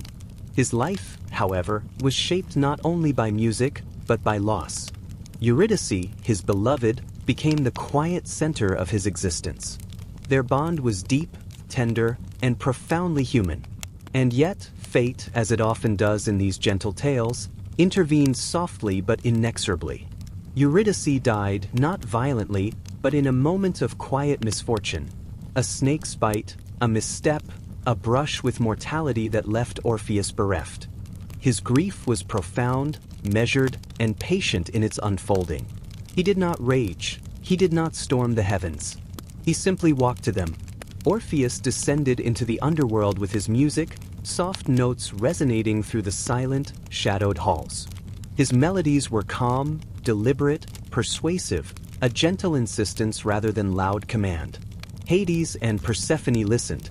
Even in the stillness of death, the power of a mortal's devotion and talent moved the divine. He was granted one condition. He could lead Eurydice back to the living world, but must not look at her until they had both crossed the threshold. Orpheus, patient and hopeful, began the ascent. And in a subtle, almost imperceptible lapse, a soft glance, a quiet moment of doubt, he broke the condition. Eurydice slipped away, returning to the shadows, not with violence or vengeance, but quietly, gently, as though the underworld had reclaimed what it was owed. Orpheus was left in a muted world, his music now tinged with the melancholy of loss, wisdom, and the soft understanding of limits. Apollo, observing, did not intervene. There was no anger, no wrath, only quiet acknowledgement that mortals, even the most talented and devoted, operate within boundaries. Orpheus' story is a gentle meditation on love, loss, and the soft inevitability of consequences. And as Orpheus returned to the surface, strumming his lyre with subdued intensity, the forests and rivers responded once more. His tale and his music endured not through triumph, but through reflection, a lullaby for the patient, the careful, and the contemplative. Next, we will drift to the story of a mortal ruler whose life intertwined with Apollo's quiet guidance, revealing lessons of restraint, patience, and the subtle weight of responsibility. Chapter 20, Aeneas, the prince who carried fate gently. After Orpheus, Apollo's attention turned once more to the realm of mortals navigating destiny, a quieter, more measured tale of duty, endurance, and gentle perseverance.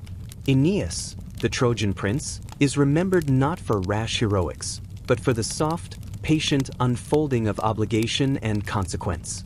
Aeneas was born of Trojan royalty and divine lineage. His mother, the goddess Venus, imbued him with subtle favor. His father, Anchises, offered a mortal perspective that balanced ambition with care. From the start, his life was a careful dance between divine expectation and human limitation. The fall of Troy was not abrupt in Aeneas' story, but persistent and inevitable. Fires licked the walls, cries echoed through the streets, and the city's proud structures succumbed slowly to fate. Aeneas, observing the destruction, did not rage. He did not seek vengeance. Instead, he acted quietly, methodically, ensuring that survivors, sacred relics, and his family were guided toward safety. Apollo's influence, ever subtle, hovered in the background. He whispered to oracles, shaped small fortunes, and in ways imperceptible to mortals, guided Aeneas' steps. The prince's actions were deliberate, restrained, a reflection of divine counsel filtered through human patience. His journey from Troy to eventual settlement in Italy is long, quiet, and suffused with reflection. Encounters with hostile forces, tempering of allies, and the steady guidance of his divine mother shape the narrative not through drama, but through gentle lessons of endurance, humility, and foresight. Aeneas' leadership is marked by restraint. He acts, but he does not overreach. He persuades, but he does not coerce. Even love, a recurring motif, is tempered with subtle wisdom. His relationship with Dido, Queen of Carthage, unfolds with measured emotion. The pain of parting is soft but undeniable, a lesson in prioritizing duty over desire, a recurring theme in mortal lives touched by divine guidance. Apollo's presence in this narrative is almost meditative. He observes, nudges, and allows events to unfold naturally. His interventions are quiet, ensuring that Aeneas learns the soft balance between ambition and responsibility, love and duty, mortality and the whisper of divinity. And so Aeneas continued his journey, carrying Troy's remnants and his own measured understanding of fate. His story is a gentle reminder that even in the sweep of history, the quiet application of patience, reflection, and deliberate action leaves enduring echoes. Next, we will drift into the story of a mortal king whose life was quietly shaped by subtle divine guidance, a tale of ambition, restraint, and the enduring rhythm of human choice under the watchful eyes of the gods. Chapter 21. Theseus, the king who learned the weight of choices. After Aeneas, Apollo's gaze shifted to Athens, where Theseus, a prince and eventual king, navigated the quiet complexities of leadership, morality, and the occasional brush with divine expectation. His story is less about dramatic heroics and more about the gentle unfolding of choices and their long, lingering consequences. Theseus was born of royal lineage, son of Aegeus, though some tales also whisper of Poseidon's subtle involvement. From the start, his life was poised between mortal ambition and divine influence. He was clever, curious, and occasionally impulsive, qualities that would define both his successes and missteps. One of the earliest and most instructive episodes in his life was his journey to Athens. Rather than taking the easy, predictable path by sea, he chose the land route, fraught with minor dangers and subtle tests of character. Bandits, rogues, and wayward creatures were obstacles not for spectacle, but for reflection. Each encounter taught him patience, strategy, and the quiet patience required of someone destined to lead. Apollo's influence in Theseus' life is gentle yet pervasive. The god's guidance comes not in overt commands, but through small, almost imperceptible nudges, favoring the path of prudence, softening the impact of misjudgments, and allowing the young prince to learn through experience rather than blunt intervention. Theseus' later accomplishments, such as slaying the Minotaur, are often portrayed in myth as dramatic triumphs. In truth, in the gentle, lullaby-like retelling, they unfold as measured steps, planning, strategy, and calm resolve. The labyrinth is not a place of terror, but a quiet lesson in perseverance, observation, and the consequences of navigating complexity without haste. Even in his personal life, Theseus encounters subtle moral lessons. Decisions regarding friendship, loyalty, and marriage are shaped not by immediate crisis, but by ongoing reflection and divine observation. Mistakes are made, soft regrets accumulate, and wisdom grows slowly over time, like sediment in a riverbed. Apollo's role remains quiet and instructive throughout. Theseus' life illustrates that guidance from the divine often manifests as patience, restraint, and the gentle shaping of character. Not punishment, not wrath, but the slow, steady unfolding of understanding. As Theseus settled into kingship, the rhythm of Athens continued. Markets hummed, citizens labored, and the city's pulse moved in a calm, enduring cadence. Through it all, Apollo's subtle influence persisted, like the soft strumming of a lyre in the background, a reminder that even the mightiest rulers learn through reflection, experience, and the quiet observation of the gods. Next, we will drift into the story of a mortal philosopher whose wisdom brushed against divine insight, revealing the slow, measured interplay between knowledge, humility, and quiet revelation. Chapter 22. Pythagoras, the philosopher who listened to numbers. After Theseus, Apollo's attention shifted from kings and warriors to the quieter realm of thought and reflection. Pythagoras, the philosopher and mathematician, is a figure whose life hums with subtle patterns, gentle discipline, and the soft, meditative rhythm of inquiry. Pythagoras was born on the island of Samos, and from an early age he was attuned to the patterns of the world.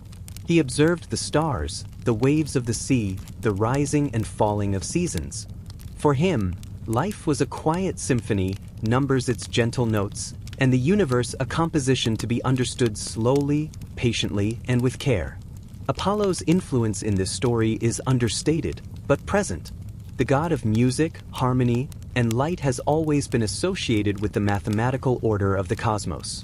In Pythagoras, this connection manifests subtly. The philosopher's obsession with ratios, harmony, and numerical relationships reflects the divine rhythms that underpin existence. He established schools, taught disciples, and encouraged meditation on the relationships between numbers, music, and ethics. Life, in Pythagoras' view, is orderly, but fragile. Every action has a consequence, every note a place in the greater composition. His teachings emphasized moderation, reflection, and a quiet attention to the patterns that govern the world.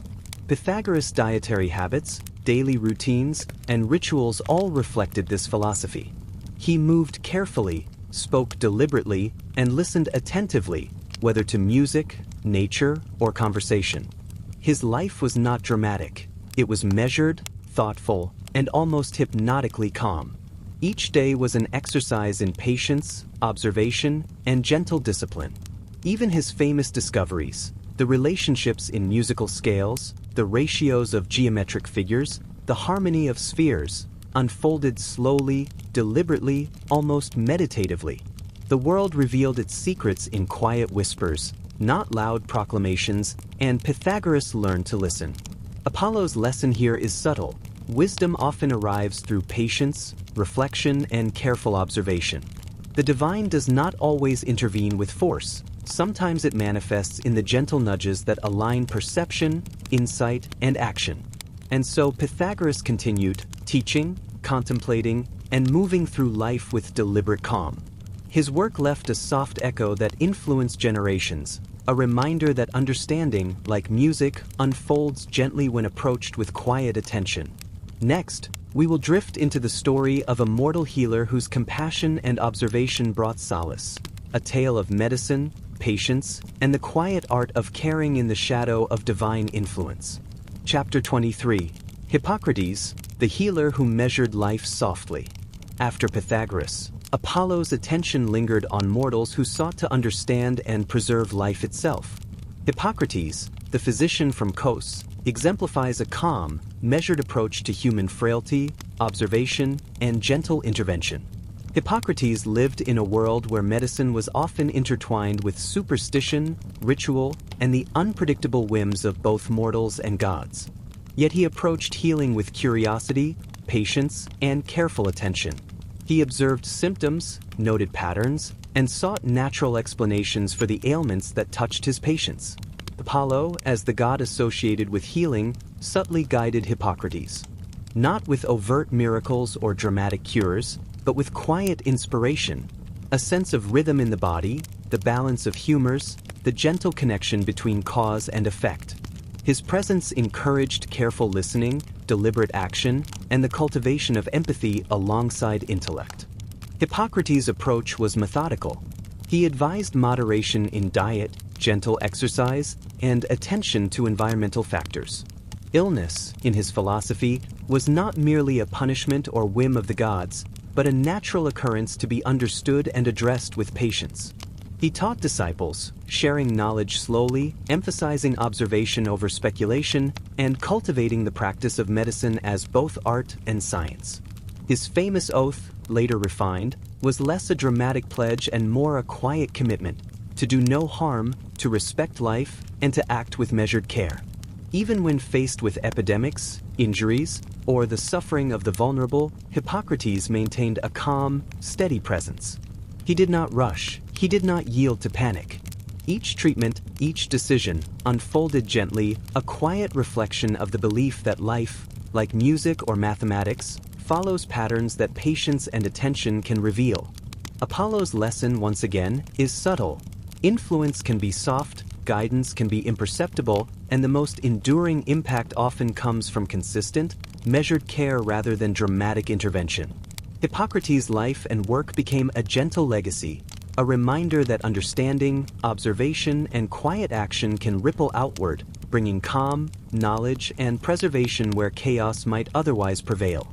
Next, we will drift to the story of a mortal queen whose diplomacy and tact subtly shaped kingdoms, revealing lessons in patience, observation, and the quiet power of gentle influence. Chapter 24. Cleopatra, the queen who wove influence like a gentle thread. After Hippocrates, Apollo's attention turned once more to royalty, though this time to a queen whose life hums with subtlety, strategy, and measured presence rather than loud displays of power. Cleopatra, the last active ruler of Ptolemaic Egypt, exemplifies the quiet strength and careful navigation of human and divine attention. Cleopatra's life was suffused with complexity. She was highly intelligent, fluent in multiple languages, and attuned to the cultural and political currents of her time.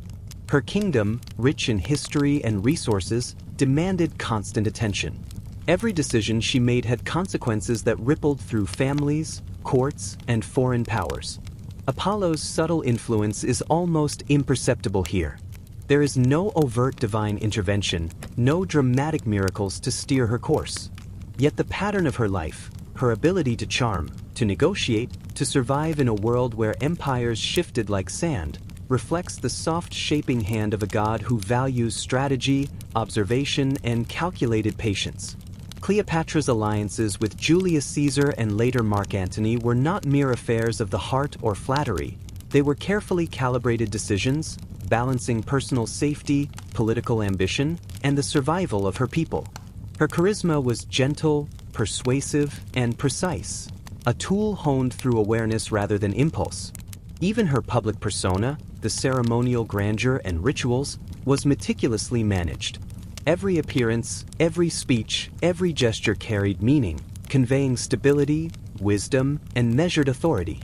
There is a quiet artistry in such control, a reminder that influence is often soft, cumulative, and enduring. Her eventual downfall, precipitated by Rome's inexorable expansion, was not a tale of sudden disaster but of inevitable shifts in the balance of power. Cleopatra's choices, patience, and intelligence allowed her to preserve dignity even in the face of loss. Apollo's lesson here is subtle yet profound. True influence often comes from gentle mastery rather than loud assertion, from observation, reflection, and strategic restraint. As the Nile flowed past her palaces and Alexandria's markets hummed softly, Cleopatra's life left a gentle imprint on history, a quiet legacy of intellect, tact, and the measured exercise of power. Next, we will drift to the story of a mortal emperor whose personal quirks and meticulous habits reveal the soft interplay of eccentricity, leadership, and the enduring echoes of divine observation. Chapter 25. Augustus, the emperor who measured every breath. After Cleopatra, Apollo's gaze turned northward, toward Rome and its first emperor, Augustus. Unlike tales of violent conquest or dramatic upheaval, Augustus' story is gentle, marked by meticulous planning, careful observation, and the quiet accumulation of influence over decades. Born Gaius Octavius, he was a clever and cautious young man, unusually patient for a mortal surrounded by ambition, betrayal, and opportunity. His great-uncle Julius Caesar's shadow loomed over him, yet Augustus learned early the value of subtlety, waiting, watching, and acting with deliberate timing. Apollo's influence here is unobtrusive, like a soft breeze guiding a boat.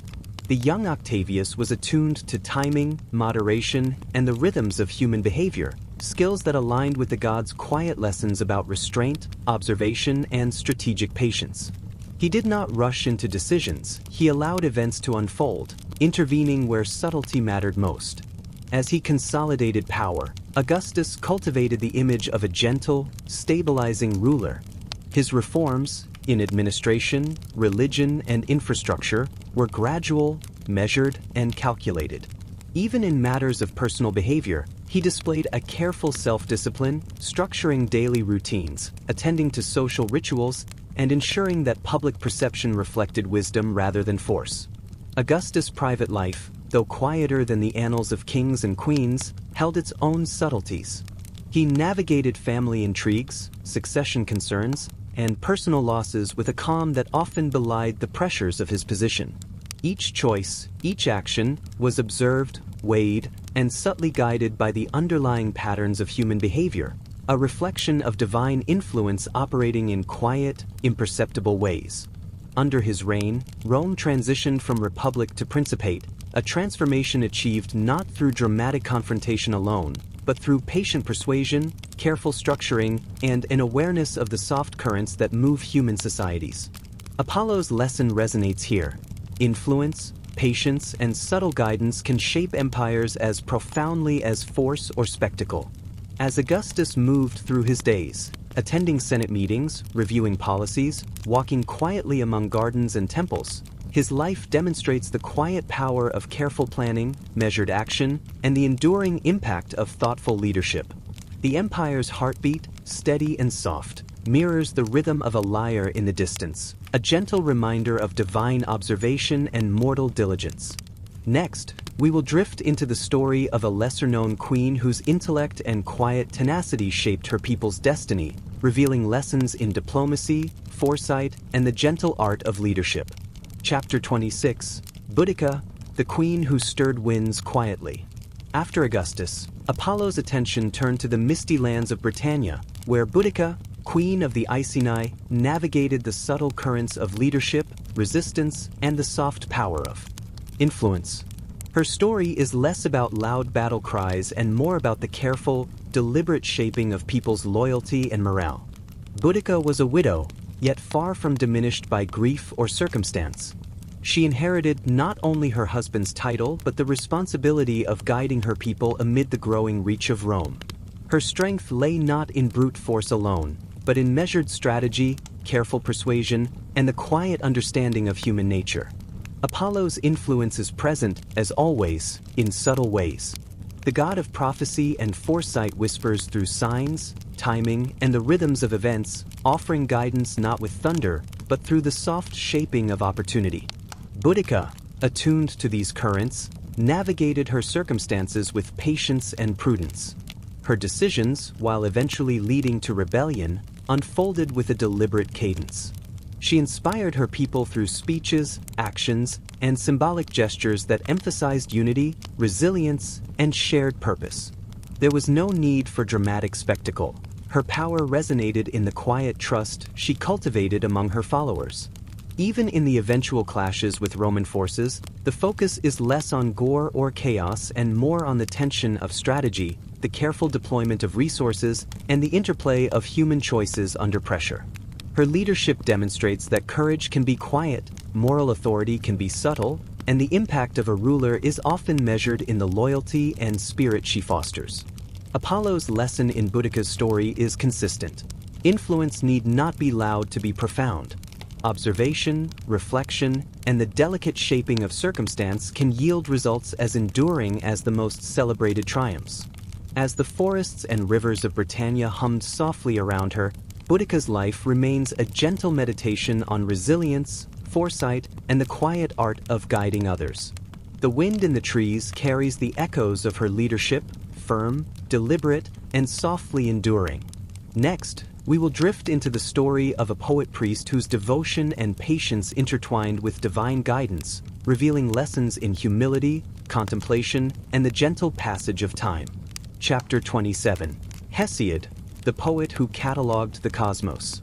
After Boudica, Apollo's attention turned to the quiet, reflective world of Hesiod, the Greek poet whose life was devoted to observation, contemplation, and the slow accumulation of wisdom. Unlike heroes or rulers, Hesiod's influence came through words, not armies or decrees, and through patient reflection rather than sudden insight. Hesiod lived in the region of Boeotia, tending to his small farm, observing the seasons, and recording the rhythms of everyday life. His poems, such as works and days, unfold with a gentle, didactic tone, offering practical advice, moral reflections, and subtle guidance on living in harmony with both nature and human society. Apollo's presence is delicate but essential. The god, patron of music, poetry, and the orderly unfolding of time, seems to inspire Hesiod's attention to patterns in weather, in agriculture, and in human behavior. Each line Hesiod composed reflects a patient observation of the world, an alignment of mortal life with the quiet laws of the cosmos. Hesiod's advice ranges from the mundane to the philosophical: how to plant crops according to the seasons, how to conduct oneself with fairness toward neighbors, how to balance work with leisure. There is no drama in his instruction, no flashy demonstrations of authority, only a calm, deliberate attempt to guide readers toward a more measured life. Even in his recounting of myth, Hesiod maintains a gentle rhythm. The tales of gods and titans are presented with a subtle balance between awe and practical reflection. There is an understanding of cause and consequence, of divine oversight and mortal responsibility, but all delivered in a tone that soothes rather than startles. Apollo's lesson here is consistent with the patterns observed in previous stories. Wisdom and influence are often most enduring when subtle, patient, and harmonized with the rhythms of life. Hesiod's careful cataloging of work, seasons, and moral conduct provides a soft, lasting legacy, a meditation on how attention to detail, reflection, and order can shape both understanding and daily existence. As Hesiod tended his farm and wrote his verses, the surrounding fields and skies moved in quiet harmony, a gentle reminder that insight, like music, unfolds slowly for those willing to observe and listen. Next, we will drift to the story of a mortal architect whose careful attention to structure, aesthetics, and ritual left an enduring imprint on the world, a tale of creativity, patience, and subtle divine guidance. Chapter 28: Imhotep, the architect who whispered to eternity. After Hesiod, Apollo's attention shifted to the land of the Nile, where mortals built monuments that would outlast generations. Imhotep, the architect, engineer, and physician, embodies the quiet brilliance of human ingenuity, guided subtly by the rhythms of the natural and divine world. Imhotep served under Pharaoh Djoser during Egypt's third dynasty. He is credited with designing the step pyramid at Saqqara, a structure that would mark a shift from simple mastabas to more complex, enduring forms. His work was meticulous, patient, and guided by careful observation of materials, angles, and proportions, a testament to the power of deliberate human thought. Apollo's presence is, as always, quiet but perceptible. The god's association with order, harmony, and proportion subtly informs Imhotep's approach. He attends to structure, rhythm, and balance not for spectacle, but to ensure that human effort aligns with the natural and divine laws that govern the cosmos. Every stone laid, every line calculated, carries the echo of this soft guidance. Beyond architecture, Imhotep was also a physician, a scholar, and a scribe. His writings on medicine and healing emphasize observation, patience, and careful documentation. He treated illness not as a curse or whim of the gods, but as a phenomenon to be understood with attention, care, and methodical reasoning. Even in matters of life and death, his hand is measured, deliberate, and quietly effective. His innovations, both in stone and in knowledge, ripple through time, demonstrating that influence need not be ostentatious to endure. Apollo's lesson is evident. Harmony, patience, and meticulous attention produce work that resonates far beyond the individual life, soft yet eternal. As the sun rose over Saqqara, casting gentle light across the stepped pyramid, Imhotep's creations stood as silent teachers, monuments of quiet reflection, careful planning, and subtle genius. His life whispers a lesson to anyone willing to observe. Greatness often emerges from patience, attention, and alignment with the rhythms of the world. Next, we will drift to the story of a lesser-known queen whose diplomacy, foresight, and soft manipulation preserved her kingdom, a tale of strategy, subtlety, and the quiet art of influence. Chapter 29: Hatshepsut, the queen who ruled in silence. After Imhotep, Apollo's attention lingered on another Egyptian figure, though this time one whose power was quiet, deliberate, and carefully curated. Hatshepsut, the female pharaoh who mastered the art of ruling in a world structured for men. Her story hums with patience, strategy, and the gentle exertion of influence over time. Hatshepsut was the daughter of Thutmose I and became queen regent for her stepson, Thutmose III. Yet she did not remain a mere placeholder. Slowly, methodically, she assumed the full powers of pharaoh, presenting herself with a combination of ceremonial gravitas and subtle political acumen. She even adopted the traditional regalia of kingship, a quiet signal of authority carefully designed to avoid confrontation while asserting control. Apollo's influence is understated as ever. Her ability to navigate court politics, maintain loyalty among officials, and project authority without overt aggression reflects the god's subtle guidance. He favors strategy over spectacle, patience over rash action, and quiet endurance over boisterous assertion. Hatshepsut's reign demonstrates these principles elegantly. Her achievements, from monumental building projects like the temple at Deir el-Bahari to the organization of trade expeditions to Punt, were marked not by sudden genius alone, but by careful planning, attention to detail, and a deliberate shaping of legacy. Each action reinforced her authority while quietly advancing the prosperity and stability of Egypt. Even her personal image was managed with meticulous care. Statues and reliefs depicted her in a manner that balanced tradition with subtle assertion, sometimes as a male pharaoh, sometimes emphasizing her femininity in ways that conveyed both legitimacy and distinction. Every gesture, every decree, was considered a soft exercise of power that left little room for overt resistance. Apollo's lesson here is clear. Influence and endurance often arise from subtlety, foresight, and the careful orchestration of perception. Hatshepsut's life demonstrates that patience, attention to detail, and measured strategy can secure power and legacy even in environments that are not naturally accommodating. As the Nile flowed quietly past her temples, markets, and trade routes, Hatshepsut's reign left a gentle imprint on history. Her life whispers lessons in diplomacy, vision, and the quiet strength required to shape events without fanfare.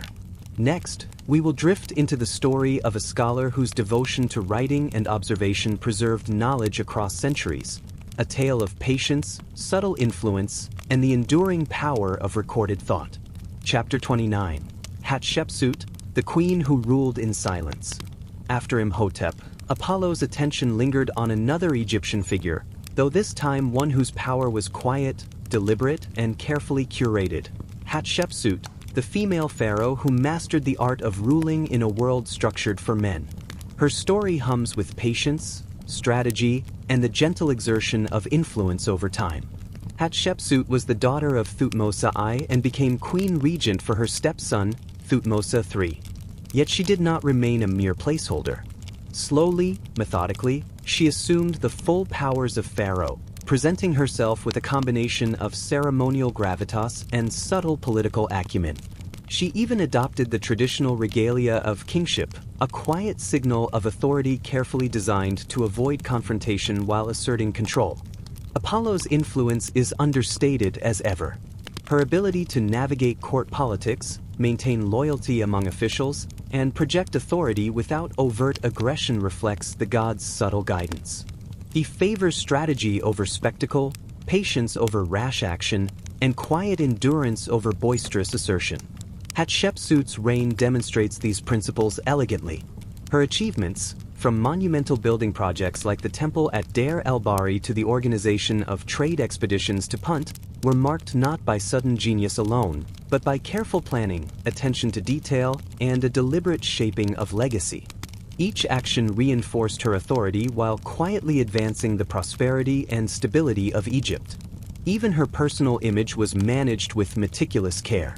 Statues and reliefs depicted her in a manner that balanced tradition with subtle assertion, sometimes as a male pharaoh, sometimes emphasizing her femininity in ways that conveyed both legitimacy and distinction. Every gesture, every decree, was considered a soft exercise of power that left little room for overt resistance. Apollo's lesson here is clear.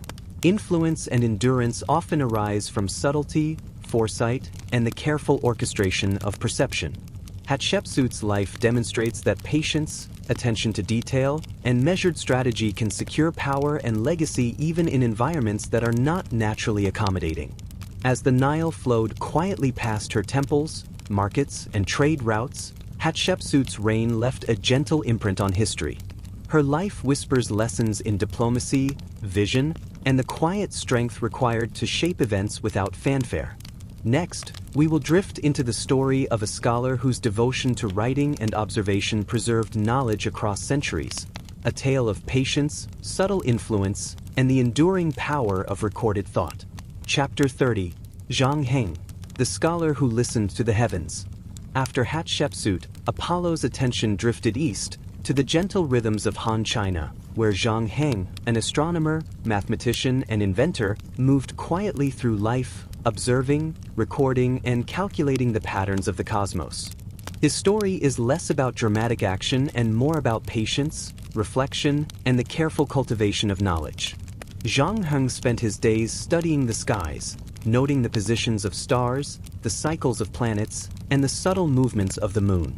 His observations were meticulous, recorded with care, and often tested against the passage of time. The heavens, in his hands, were not mysterious or capricious, but orderly, understandable, and quietly instructive. Apollo's influence is present in the gentle way Zhang Heng aligns observation with harmony. The god's attention to rhythm, measurement, and celestial order seems to whisper through the scholar's work. Zhang Heng created the first known seismometer, an instrument that detected tremors imperceptible to ordinary senses, reflecting a divine-like sensitivity to subtle patterns in the world. He also wrote poetry, composed essays, and calculated the length of the solar year with remarkable accuracy.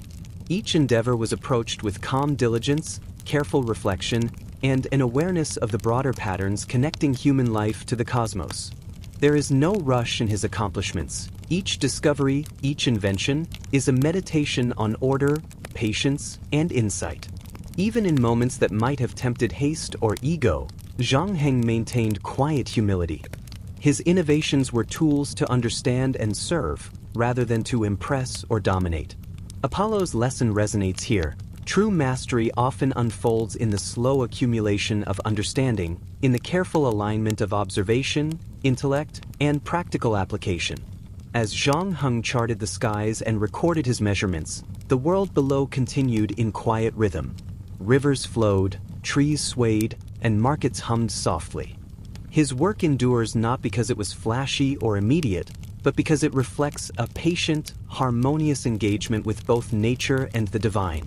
Next, we will drift to the story of a philosopher whose life of reflection and moderation quietly shaped the ethical foundations of entire societies, a tale of calm observation, patience, and the enduring power of thought. Chapter 31. Confucius, the philosopher who tended to harmony. After Zhang Heng, Apollo's attention shifted to another figure defined by patience, reflection, and careful guidance. Confucius, the Chinese philosopher whose life centered on cultivating virtue, order, and gentle influence within society. His story unfolds slowly, deliberately, like a soft stream shaping the land over centuries. Confucius was born in a period of political fragmentation, where rulers, advisors, and citizens often acted impulsively, and the rhythms of society were uneven.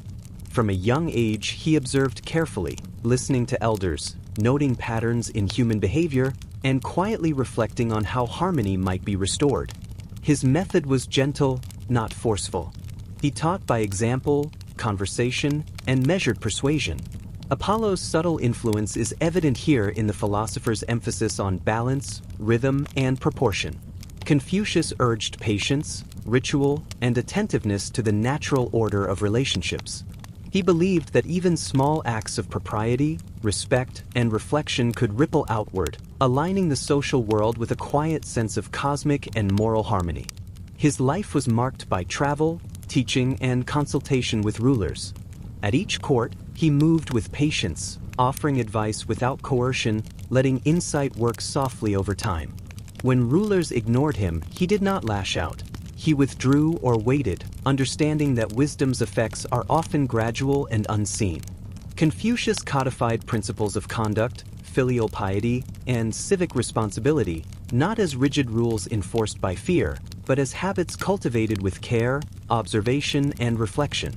His writings, the Analects, echo with gentle instruction, encouraging humility, attentiveness, and moral consistency. Even in personal life, Confucius emphasized moderation and reflection. He cultivated his mind, practiced music and ritual, and engaged with friends and disciples in calm, purposeful dialogue.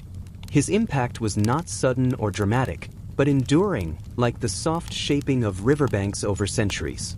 Apollo's lesson here is consistent. Influence and understanding emerge not from force, but from careful observation, patient teaching, and alignment with natural and moral rhythms. Confucius' legacy demonstrates that the quiet cultivation of virtue and thought can resonate through generations. As Confucius moved through towns, courts, and countryside, his presence, though unassuming, left lasting impressions on minds and societies. His life whispers a lesson in patience, reflection, and the gentle power of guiding others through calm example. Next, we will drift to the story of a poet whose verse, composed with quiet care, became a mirror of society's rhythms and human emotion, a tale of subtle artistry, observation, and lasting influence. Chapter 32, Sappho, the poet who whispered to hearts. After Confucius, Apollo's attention returned to the softer arts, where music and poetry intertwine. Sappho, the Greek poet from the island of Lesbos, is remembered not for dramatic heroics or political power, but for the gentle influence of her words, the quiet shaping of emotion, and the subtle cadence of human experience. Sappho lived in a small community, surrounded by the rolling hills and shimmering seas of the Aegean.